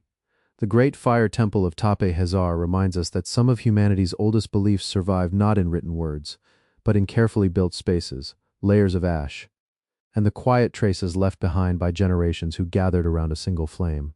Sometimes, the smallest remains of an ancient fire can illuminate an entire civilization long after its people have disappeared. The royal tombs of Salamis, on the eastern coast of Cyprus, where the Mediterranean meets broad sandy plains, the ruins of an ancient kingdom stretch toward the sea. Broken columns stand beneath the open sky. Weathered stone roads disappear into the earth. Nearby, beyond the ancient city itself, a quiet burial ground lies hidden beneath gentle hills. At first glance, it appears almost empty, but beneath the surface, entire royal tombs have been carved into the bedrock. Together they form one of the most remarkable cemeteries of the ancient eastern Mediterranean. These are the royal tombs of Salamis, where generations of Cypriot rulers were laid to rest with extraordinary ceremony. Salamis was founded during the early Iron Age and gradually became the most powerful city-kingdom on Cyprus. Its location offered direct access to maritime trade across the Mediterranean. Ships arrived carrying copper, timber wine, luxury goods, and ideas from distant civilizations. Greek, Phoenician, Egyptian, and Near Eastern influences all shaped the city's development. Its rulers grew wealthy through commerce as much as through political power. The royal cemetery lies just outside the ancient city walls. This separation followed a tradition found across much of the ancient world. The living occupied the city, the dead rested beyond it. Here, the kings and noble families of Salamis received elaborate burials designed to proclaim their status long after death. Even today, the scale of these tombs reflects the importance of those once buried within them. Unlike towering pyramids or monumental mausoleums, the royal tombs remain largely hidden underground. Each begins with a broad entrance cut into the natural rock. Long sloping passages lead downward into spacious burial chambers. Massive stone blocks line the walls. Some tombs include carefully constructed courtyards where funeral ceremonies may have taken place before the final burial. Their architecture combines practical engineering with impressive visual design. Archaeologists have identified dozens of tombs throughout the cemetery. Although each differs in detail, many follow similar layouts.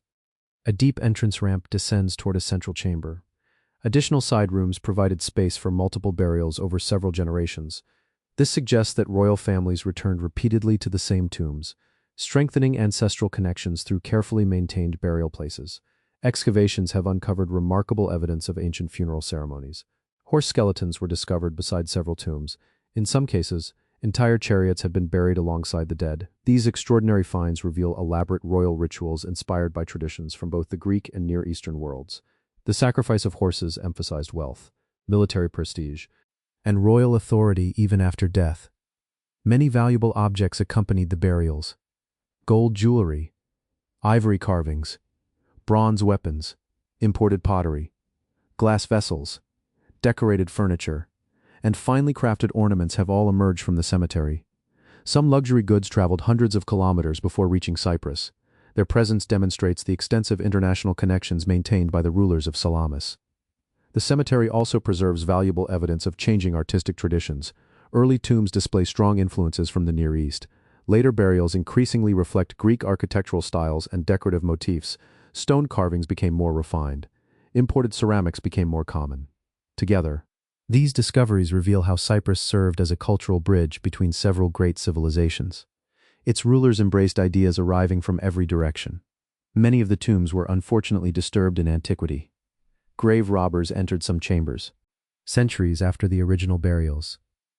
Valuable treasures disappeared, wooden furniture decayed, organic materials slowly vanished beneath the passage of time. Yet even damaged tombs continue to preserve extraordinary archaeological information. Stone architecture, ceramic fragments, animal remains, and surviving artifacts allow researchers to reconstruct ancient burial customs with remarkable detail. Modern excavations have transformed our understanding of the royal cemetery. As archaeologists carefully cleared collapsed entrances, entire chambers gradually reappeared. Every layer of soil revealed new clues. Careful recording preserved the position of every object. Scientific analysis now examines metals, ceramics, animal bones, and microscopic traces left behind by ancient funeral ceremonies. Each discovery contributes another piece to the history of Iron Age Cyprus. The royal tombs remind us that ancient kings wished to be remembered not only through their achievements, but also through the places prepared for their final journey. These underground chambers were designed to endure long after palaces disappeared. Ironically, many royal residences have vanished almost completely, while the hidden tombs remain remarkably well preserved beneath the earth. The city above changed with every generation. This cemetery below remained largely untouched. Standing at the entrance of one of these great tombs today, the stone passage slowly disappears into darkness. The Mediterranean breeze fades behind you. Silence replaces the sounds of the outside world. It becomes easy to understand why these monuments continue to inspire archaeologists. They are more than burial places. They are carefully constructed records of power, belief, and remembrance. The royal tombs of Salamis remind us that beneath the quiet landscape of Cyprus, the story of an ancient kingdom still waits patiently beneath the stone. The northern necropolis of Amarna, beyond the cliffs that overlook the Nile, far from the palaces of ancient Egypt, rows of silent tombs are carved into pale limestone. The entrances are simple. The surrounding desert is still. Only the wind moves across the rocky slopes. Yet behind these weathered doorways, some of the finest paintings from the reign of Pharaoh Akhenaten have survived for more than 3,000 years. This is the northern necropolis of Amarna, a cemetery that preserves the lives of the officials who served one of Egypt's most unusual rulers during one of the most dramatic chapters in Egyptian history. The city of Amarna was founded during the 14th century BC by Pharaoh Akhenaten, rejecting the traditional religious centers of Egypt. He established an entirely new capital in the desert. The city was dedicated to the worship of the sun disk, Aten, palaces, temples, administrative buildings, and residential districts rose rapidly across the previously empty plain. The surrounding cliffs became the final resting place for the city's highest-ranking officials.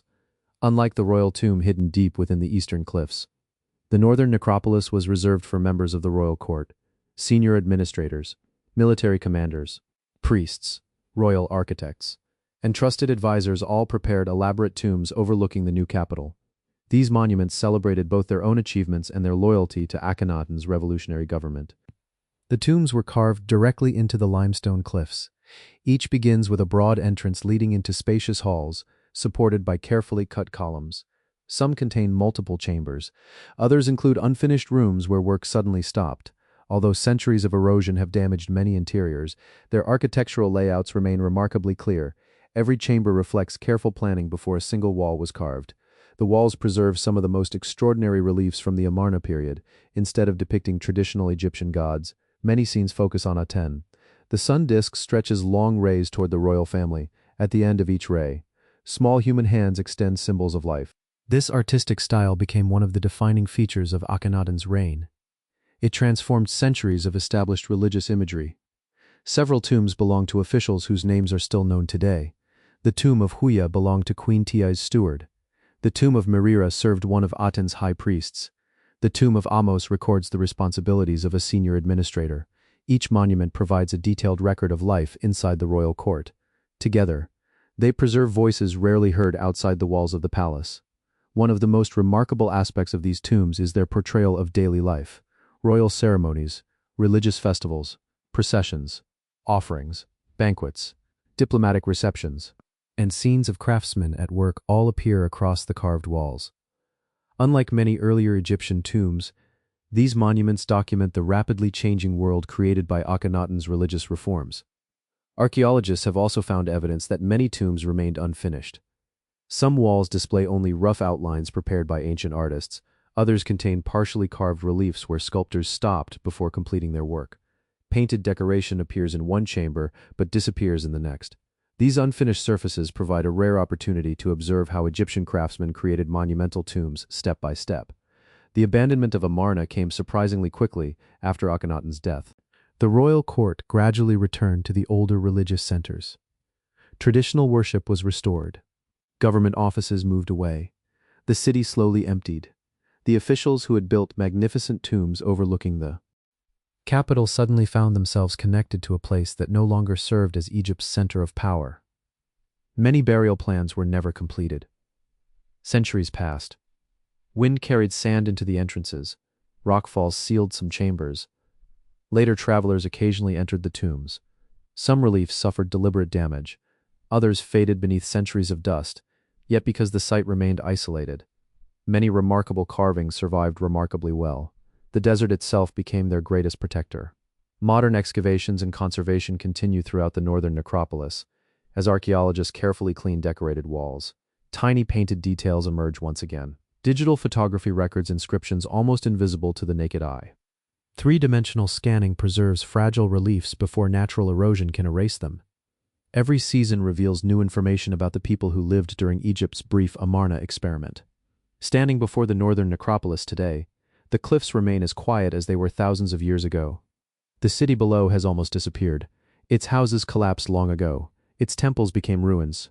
But the tombs continue watching over the empty plain, inside their chambers. Officials still present offerings to a king whose revolution lasted only a generation. Their carved walls preserve a world that changed Egypt forever. The northern necropolis of Amarna reminds us that history is not always written by the longest-lasting kingdoms. Sometimes, its most revealing chapters belong to places that flourished only briefly. Hidden inside these desert cliffs, stone still remembers a city built for the sun, a kingdom transformed by belief, and the people who chose to follow it until the very end. The Temple of the Seven Dolls. Didibel Khaltun was one of the oldest and longest inhabited Maya cities in northern Yucatan. Its history stretches back more than 2,000 years. Unlike many Maya centers hidden deep within dense jungles, this city flourished on relatively flat limestone terrain where fresh water was scarce. Its greatest natural resource was a nearby cenote, a deep freshwater sinkhole that provided a reliable water supply throughout the year. Around this precious source, a thriving community slowly developed. As the city expanded, temples, homes, roads, and ceremonial plazas spread across the landscape. At its peak, Dibel Khaltun may have supported tens of thousands of inhabitants. White limestone causeways connected different districts. Markets welcomed merchants from distant Maya cities. Religious ceremonies filled the plazas during important seasonal festivals. The Temple of the Seven Dolls became one of the settlement's most carefully positioned ceremonial buildings. The temple itself is surprisingly small. Built upon a raised platform, it contains several narrow chambers connected by precisely aligned doorways. Unlike larger pyramids designed to dominate the skyline, this structure emphasizes careful orientation rather than overwhelming size. Its builders paid close attention to the movement of the sun across the horizon. Every stone seems positioned with remarkable purpose. Twice each year, around the spring and autumn equinoxes, a remarkable event takes place as dawn approaches. The rising sun aligns perfectly with the eastern doorway.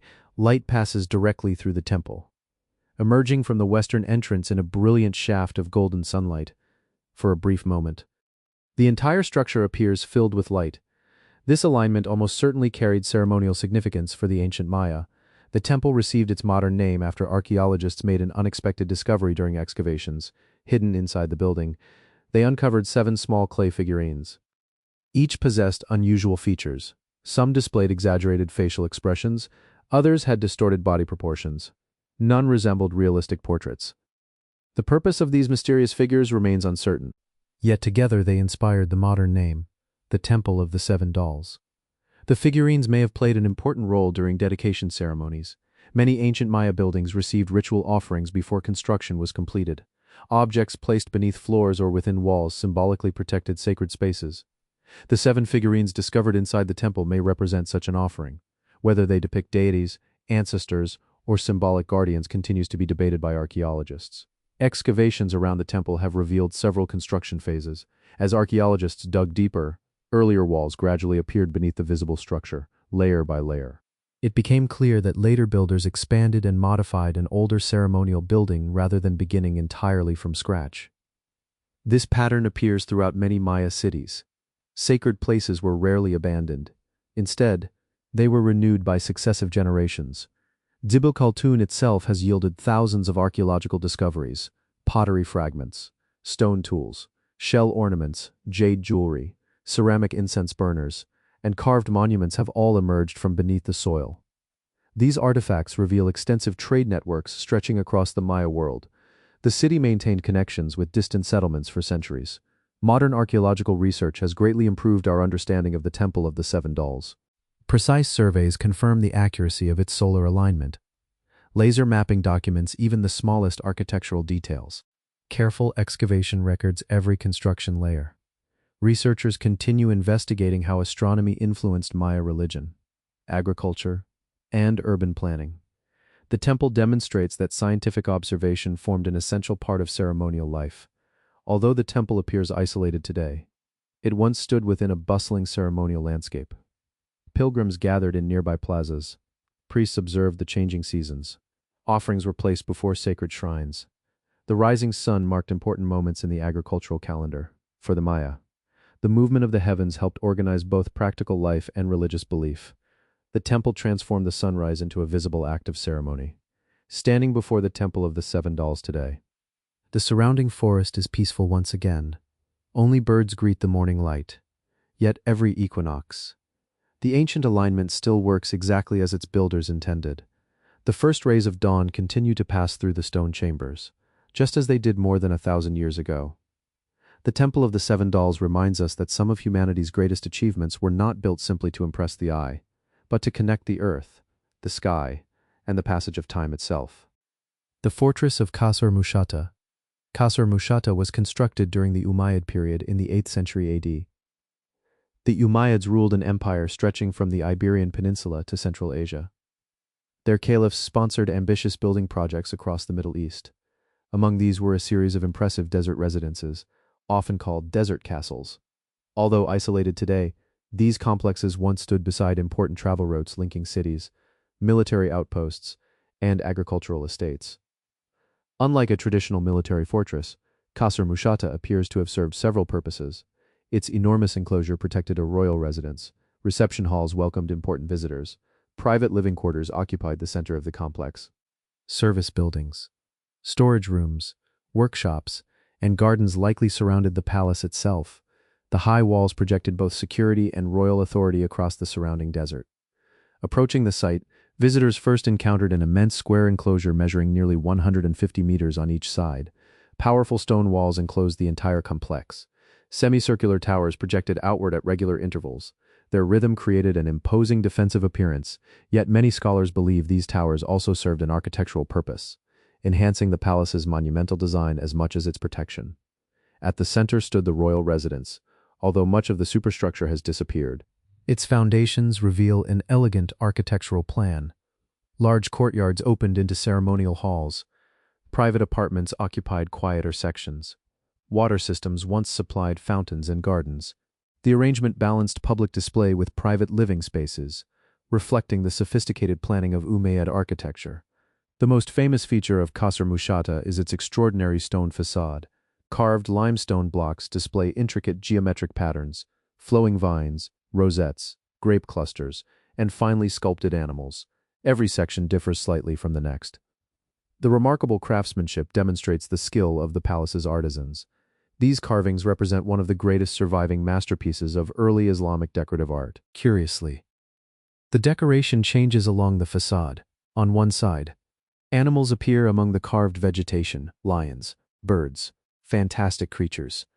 Yet near the section believed to border the mosque, only geometric and plant motifs remain.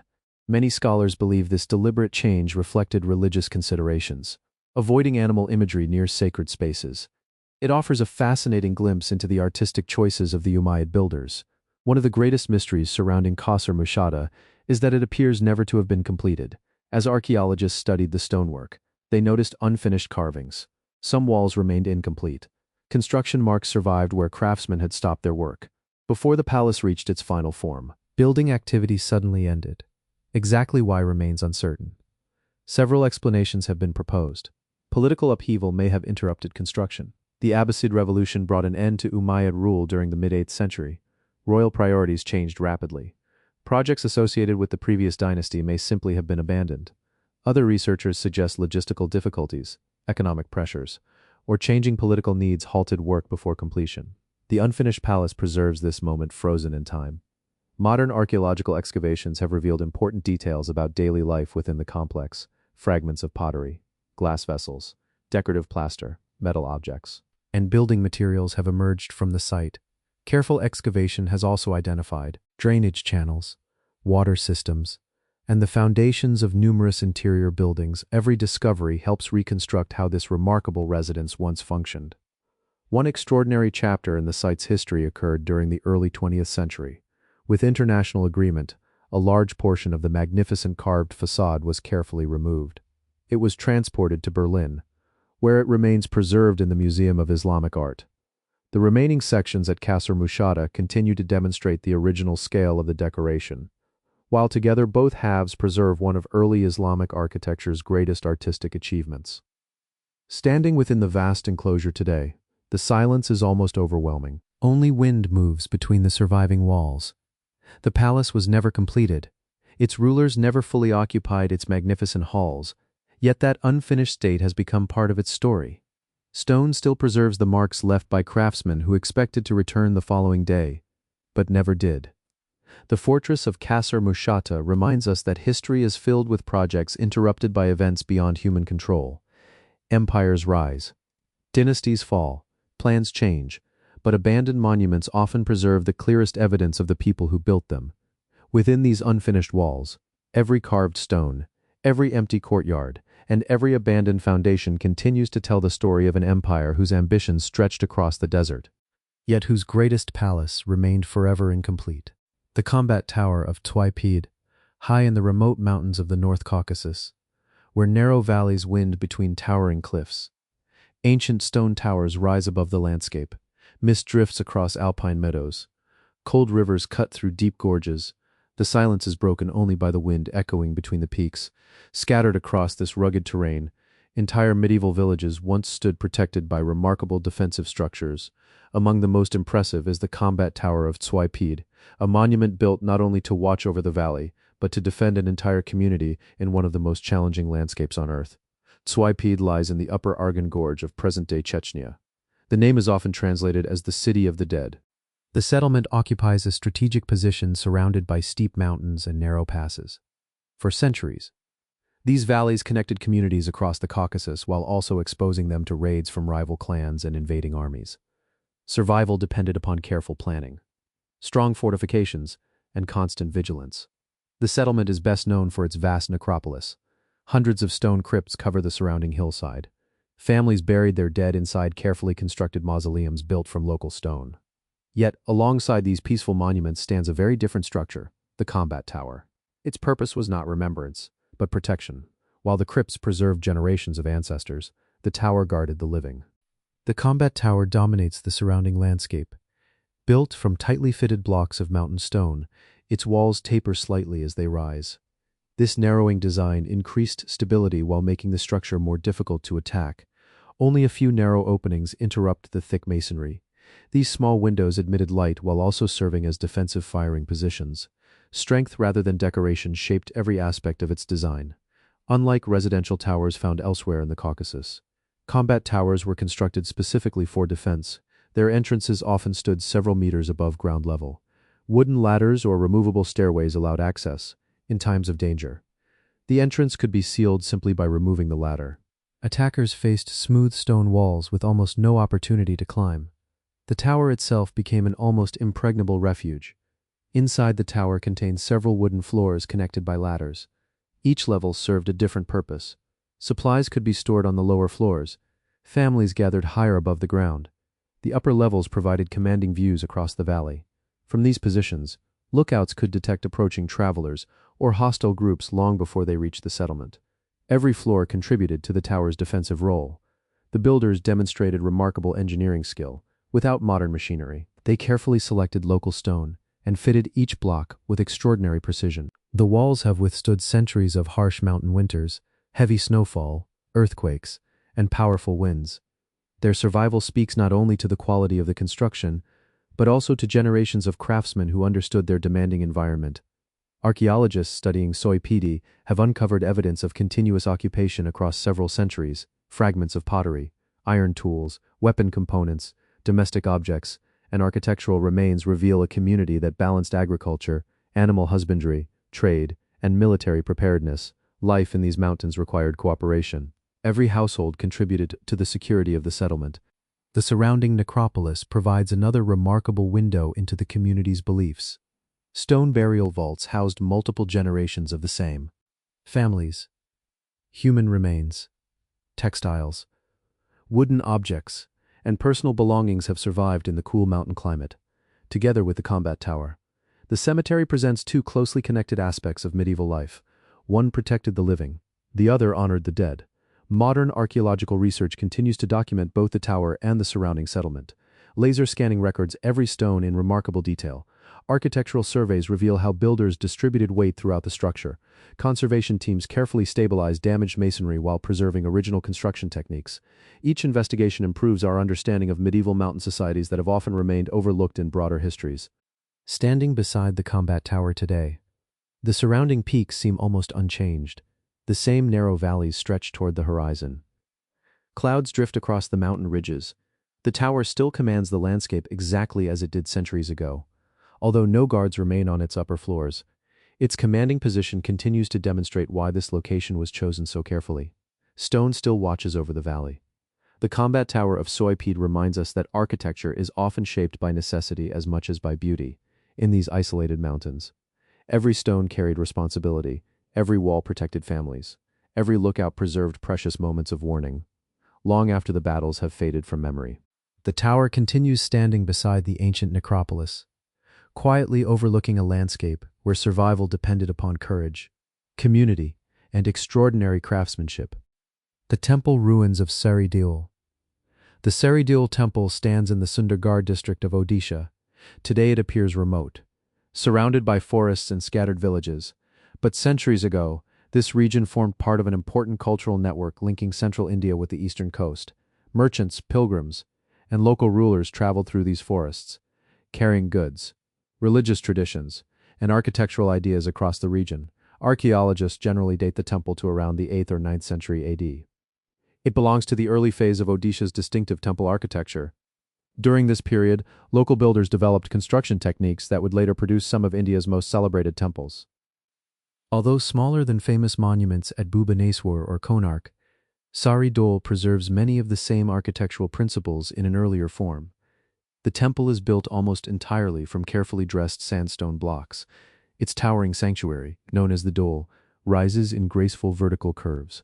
Unlike temples assembled with large amounts of mortar, many stones were precisely shaped to fit tightly together. The remarkable craftsmanship has allowed the structure to survive centuries of monsoon rains, earthquakes, and encroaching vegetation. The sanctuary follows the traditional Kalinga style of architecture. Its soaring tower narrows gradually toward the summit.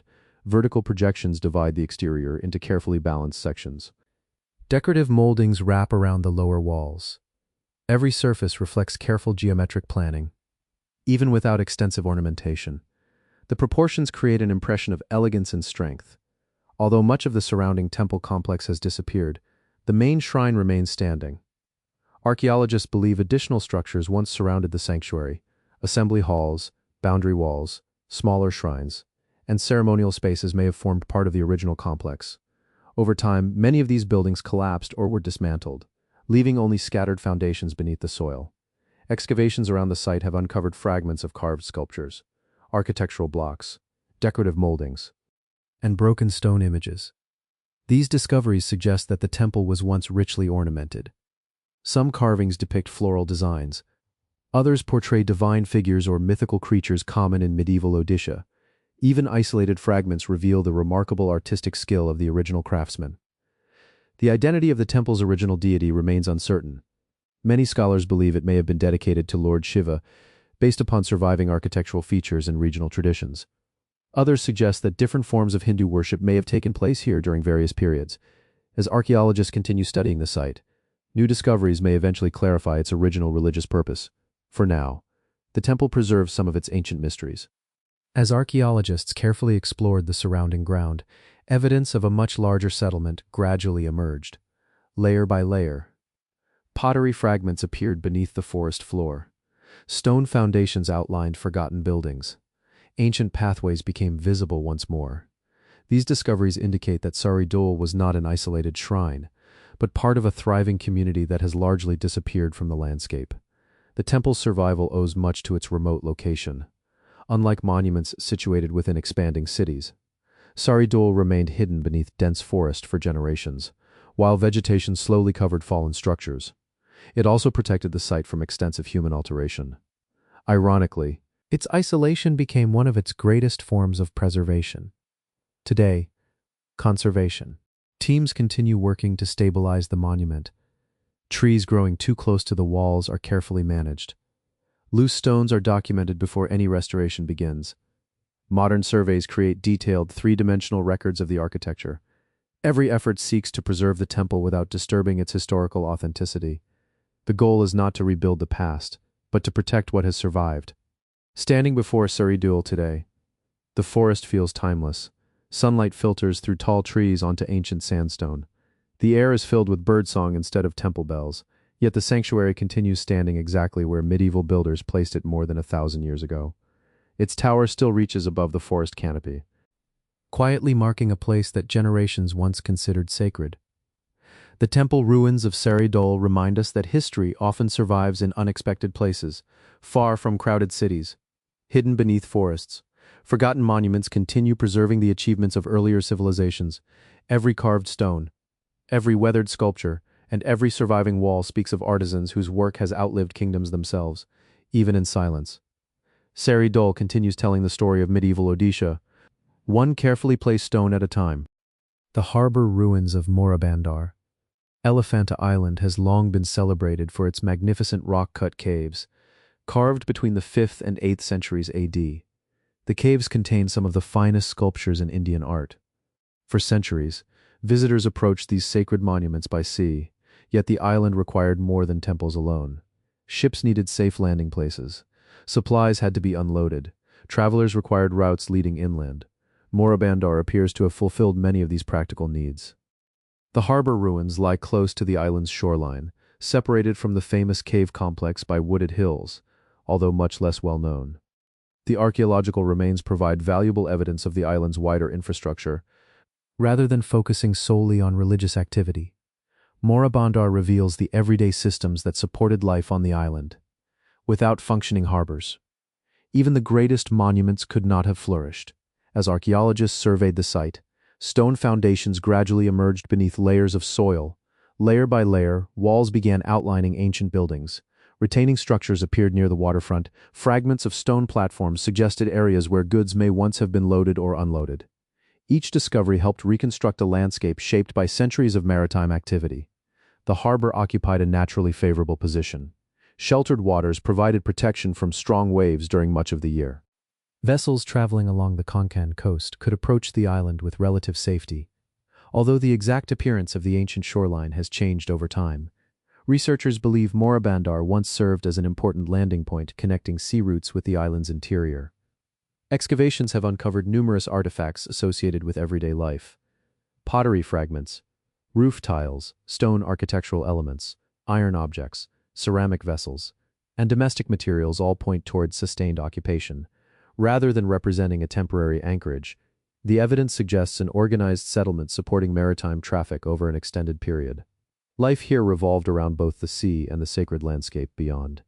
One of archaeology's greatest challenges at Morabandar has been understanding the changing coastline. Sea levels, tidal movements, sediment deposits, and centuries of erosion have gradually altered the shoreline. Areas that once stood beside the water now lie farther inland. Other structures may remain buried beneath later deposits or even beneath the sea itself. The harbor visible today represents only part of its original extent. Researchers also believe that Morabandar played an important role in supplying the builders and caretakers of the Elephanta caves. Constructing the monumental cave temples required enormous quantities of food, timber, stone tools, metal, and other essential materials. Much of this likely arrived by boat. The harbor therefore formed part of a much larger logistical network that allowed the island's remarkable artistic achievements to become possible. Modern archaeological investigations continue using careful mapping techniques to document the site. Ground surveys record surviving foundations. Excavations identify different occupation layers. Specialists analyze pottery to establish chronological sequences. Environmental studies examine how the coastline evolved over many centuries. Each discipline contributes another piece to the history of this forgotten harbor. Although the caves attract most visitors, Moorabandar quietly reminds archaeologists that famous monuments rarely exist in isolation. Every temple required workers. Every pilgrimage required transport. Every settlement depended upon trade. The harbor connected Elephanta to wider commercial networks stretching across the Arabian Sea, bringing people, ideas, and resources from distant shores.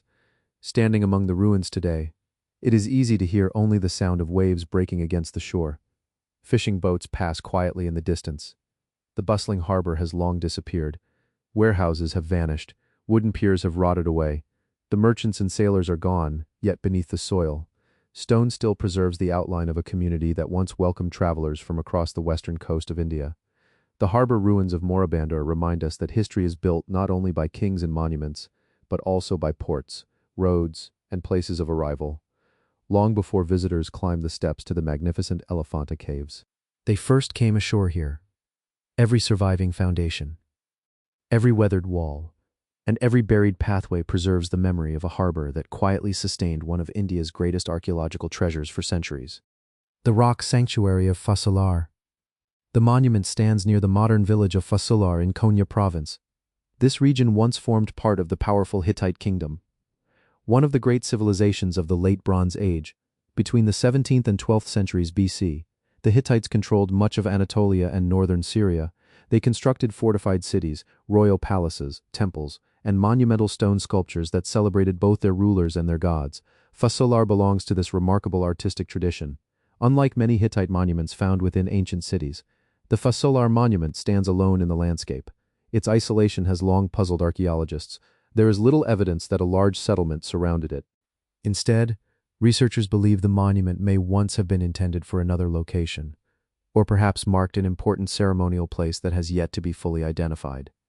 Its true purpose remains uncertain. The monument itself is extraordinary in scale, carved from a massive limestone block nearly 8 meters high. It weighs many dozens of tons. The sculptors work directly into the stone, creating a towering composition of divine figures arranged vertically.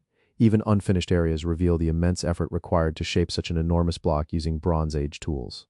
At the center of the monument stand two powerful deities. The upper figure dominates the composition. Beneath him, another deity supports the scene. Both stand upon sculpted lions, animals that symbolized strength, royal authority, and divine protection throughout Hittite art.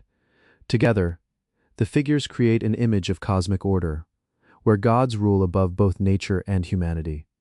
Although weathering has softened many details, the monument still preserves remarkable craftsmanship. Facial features remain visible. Flowing garments can still be traced across the stone. The lions retain much of their original form. Every surface demonstrates the confidence of artisans who had mastered monumental sculpture over generations of royal commissions. One fascinating aspect of Fasolar is that many archaeologists believe the monument was never fully completed. As researchers examined its surfaces, tool marks became increasingly apparent. Certain decorative elements remain unfinished. Some areas lack the refined details seen on comparable Hittite monuments. Layer by layer, the evidence suggests that work may have stopped before the sculpture reached its final appearance. Exactly why remains unknown. Transporting such a massive monument would have presented an extraordinary challenge. If the sculpture was intended for another location, moving it across rugged Anatolian terrain would have required enormous labor. Teams of workers, wooden sledges, rollers, and carefully prepared routes may all have been necessary. Some scholars suggest the monument simply proved too difficult to transport, leaving it abandoned near the quarry where it had been carved. Modern archaeological research continues investigating both the monument and its surrounding landscape. Careful surveys search for traces of ancient roads, workshops, or settlements connected with its creation. Geological studies examine the limestone itself. Digital scanning records every surviving detail before further erosion can occur. Each investigation helps archaeologists better understand the remarkable engineering abilities of the Hittites. The monument also reflects the deep relationship between religion and political authority. Hittite kings often associated themselves closely with divine power, Large public monuments reinforce this connection. People approaching the sanctuary would have encountered towering images of supernatural authority carved directly into living stone. The experience was designed to inspire respect, reverence, and perhaps even awe. Standing before Fossil today, the surrounding countryside feels peaceful. Fields stretch toward distant hills. The wind moves quietly across the plateau. Yet the monument continues to dominate its surroundings exactly as its creators intended more than 3,000 years ago, although its original setting may never be fully understood. Its presence remains unforgettable. The rock sanctuary of Fossil reminds us that archaeology is not only about discovering buried cities. Sometimes, history survives in a single monument standing alone beneath the open sky. Every unfinished carving, every weathered lion, and every surviving tool mark preserves the ambition of a civilization that sought to transform solid stone into an image of eternal power. Even after thousands of years, the silent gods of Fossil continue watching over the Anatolian landscape. The monumental gate of Patara.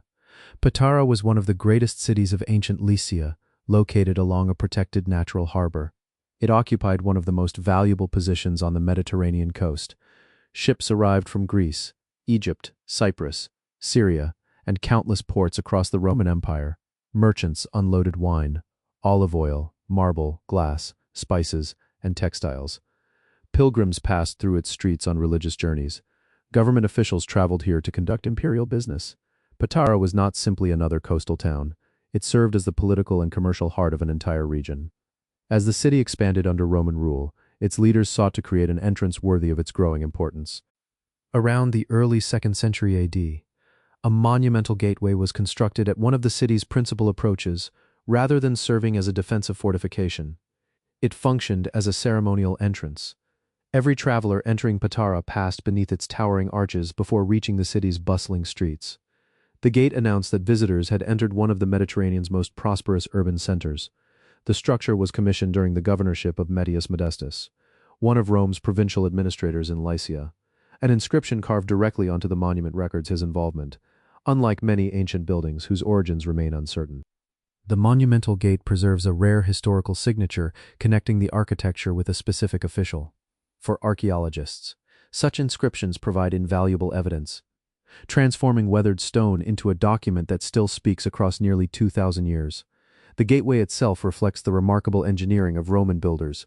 Constructed from carefully cut limestone blocks, its massive foundations supported 3 elegant passageways. The central arch accommodated wagons, horsemen, and ceremonial processions. Smaller side passages allowed pedestrians to enter the city safely. Columns framed each opening. Decorative moldings softened the heavy stonework. Architectural symmetry gave the entire structure a sense of balance and dignity. Every element served both practical and symbolic purposes. Passing beneath the gate, visitors entered one of Patara's principal streets. This broad avenue extended deep into the heart of the city. Stone paving stretched toward marketplaces, public baths, administrative buildings, and temples. Shops lined portions of the road. Craftsmen displayed their work. Merchants negotiated prices beneath shaded colonnades. The gateway did far more than mark an entrance. It formed the beginning of daily life within one of Rome's busiest provincial ports. As archaeologists excavated the surrounding area, layer by layer, the ancient city slowly emerged from beneath centuries of accumulated sand. Collapsed columns appeared first, then sections of paved streets. Fragments of walls gradually outlined forgotten buildings. Every season of excavation revealed another chapter of Patara's remarkable history. What had once seemed an empty landscape slowly transformed into the map of a thriving Roman city. The monumental gate also helped researchers understand how Patara was carefully planned, its position aligned with major public spaces throughout the city. Nearby stood the Bouleuterion, the assembly hall where representatives of the Lycian League gathered to debate political affairs. Not far away, Roman baths welcomed citizens. The great theater overlooked public performances.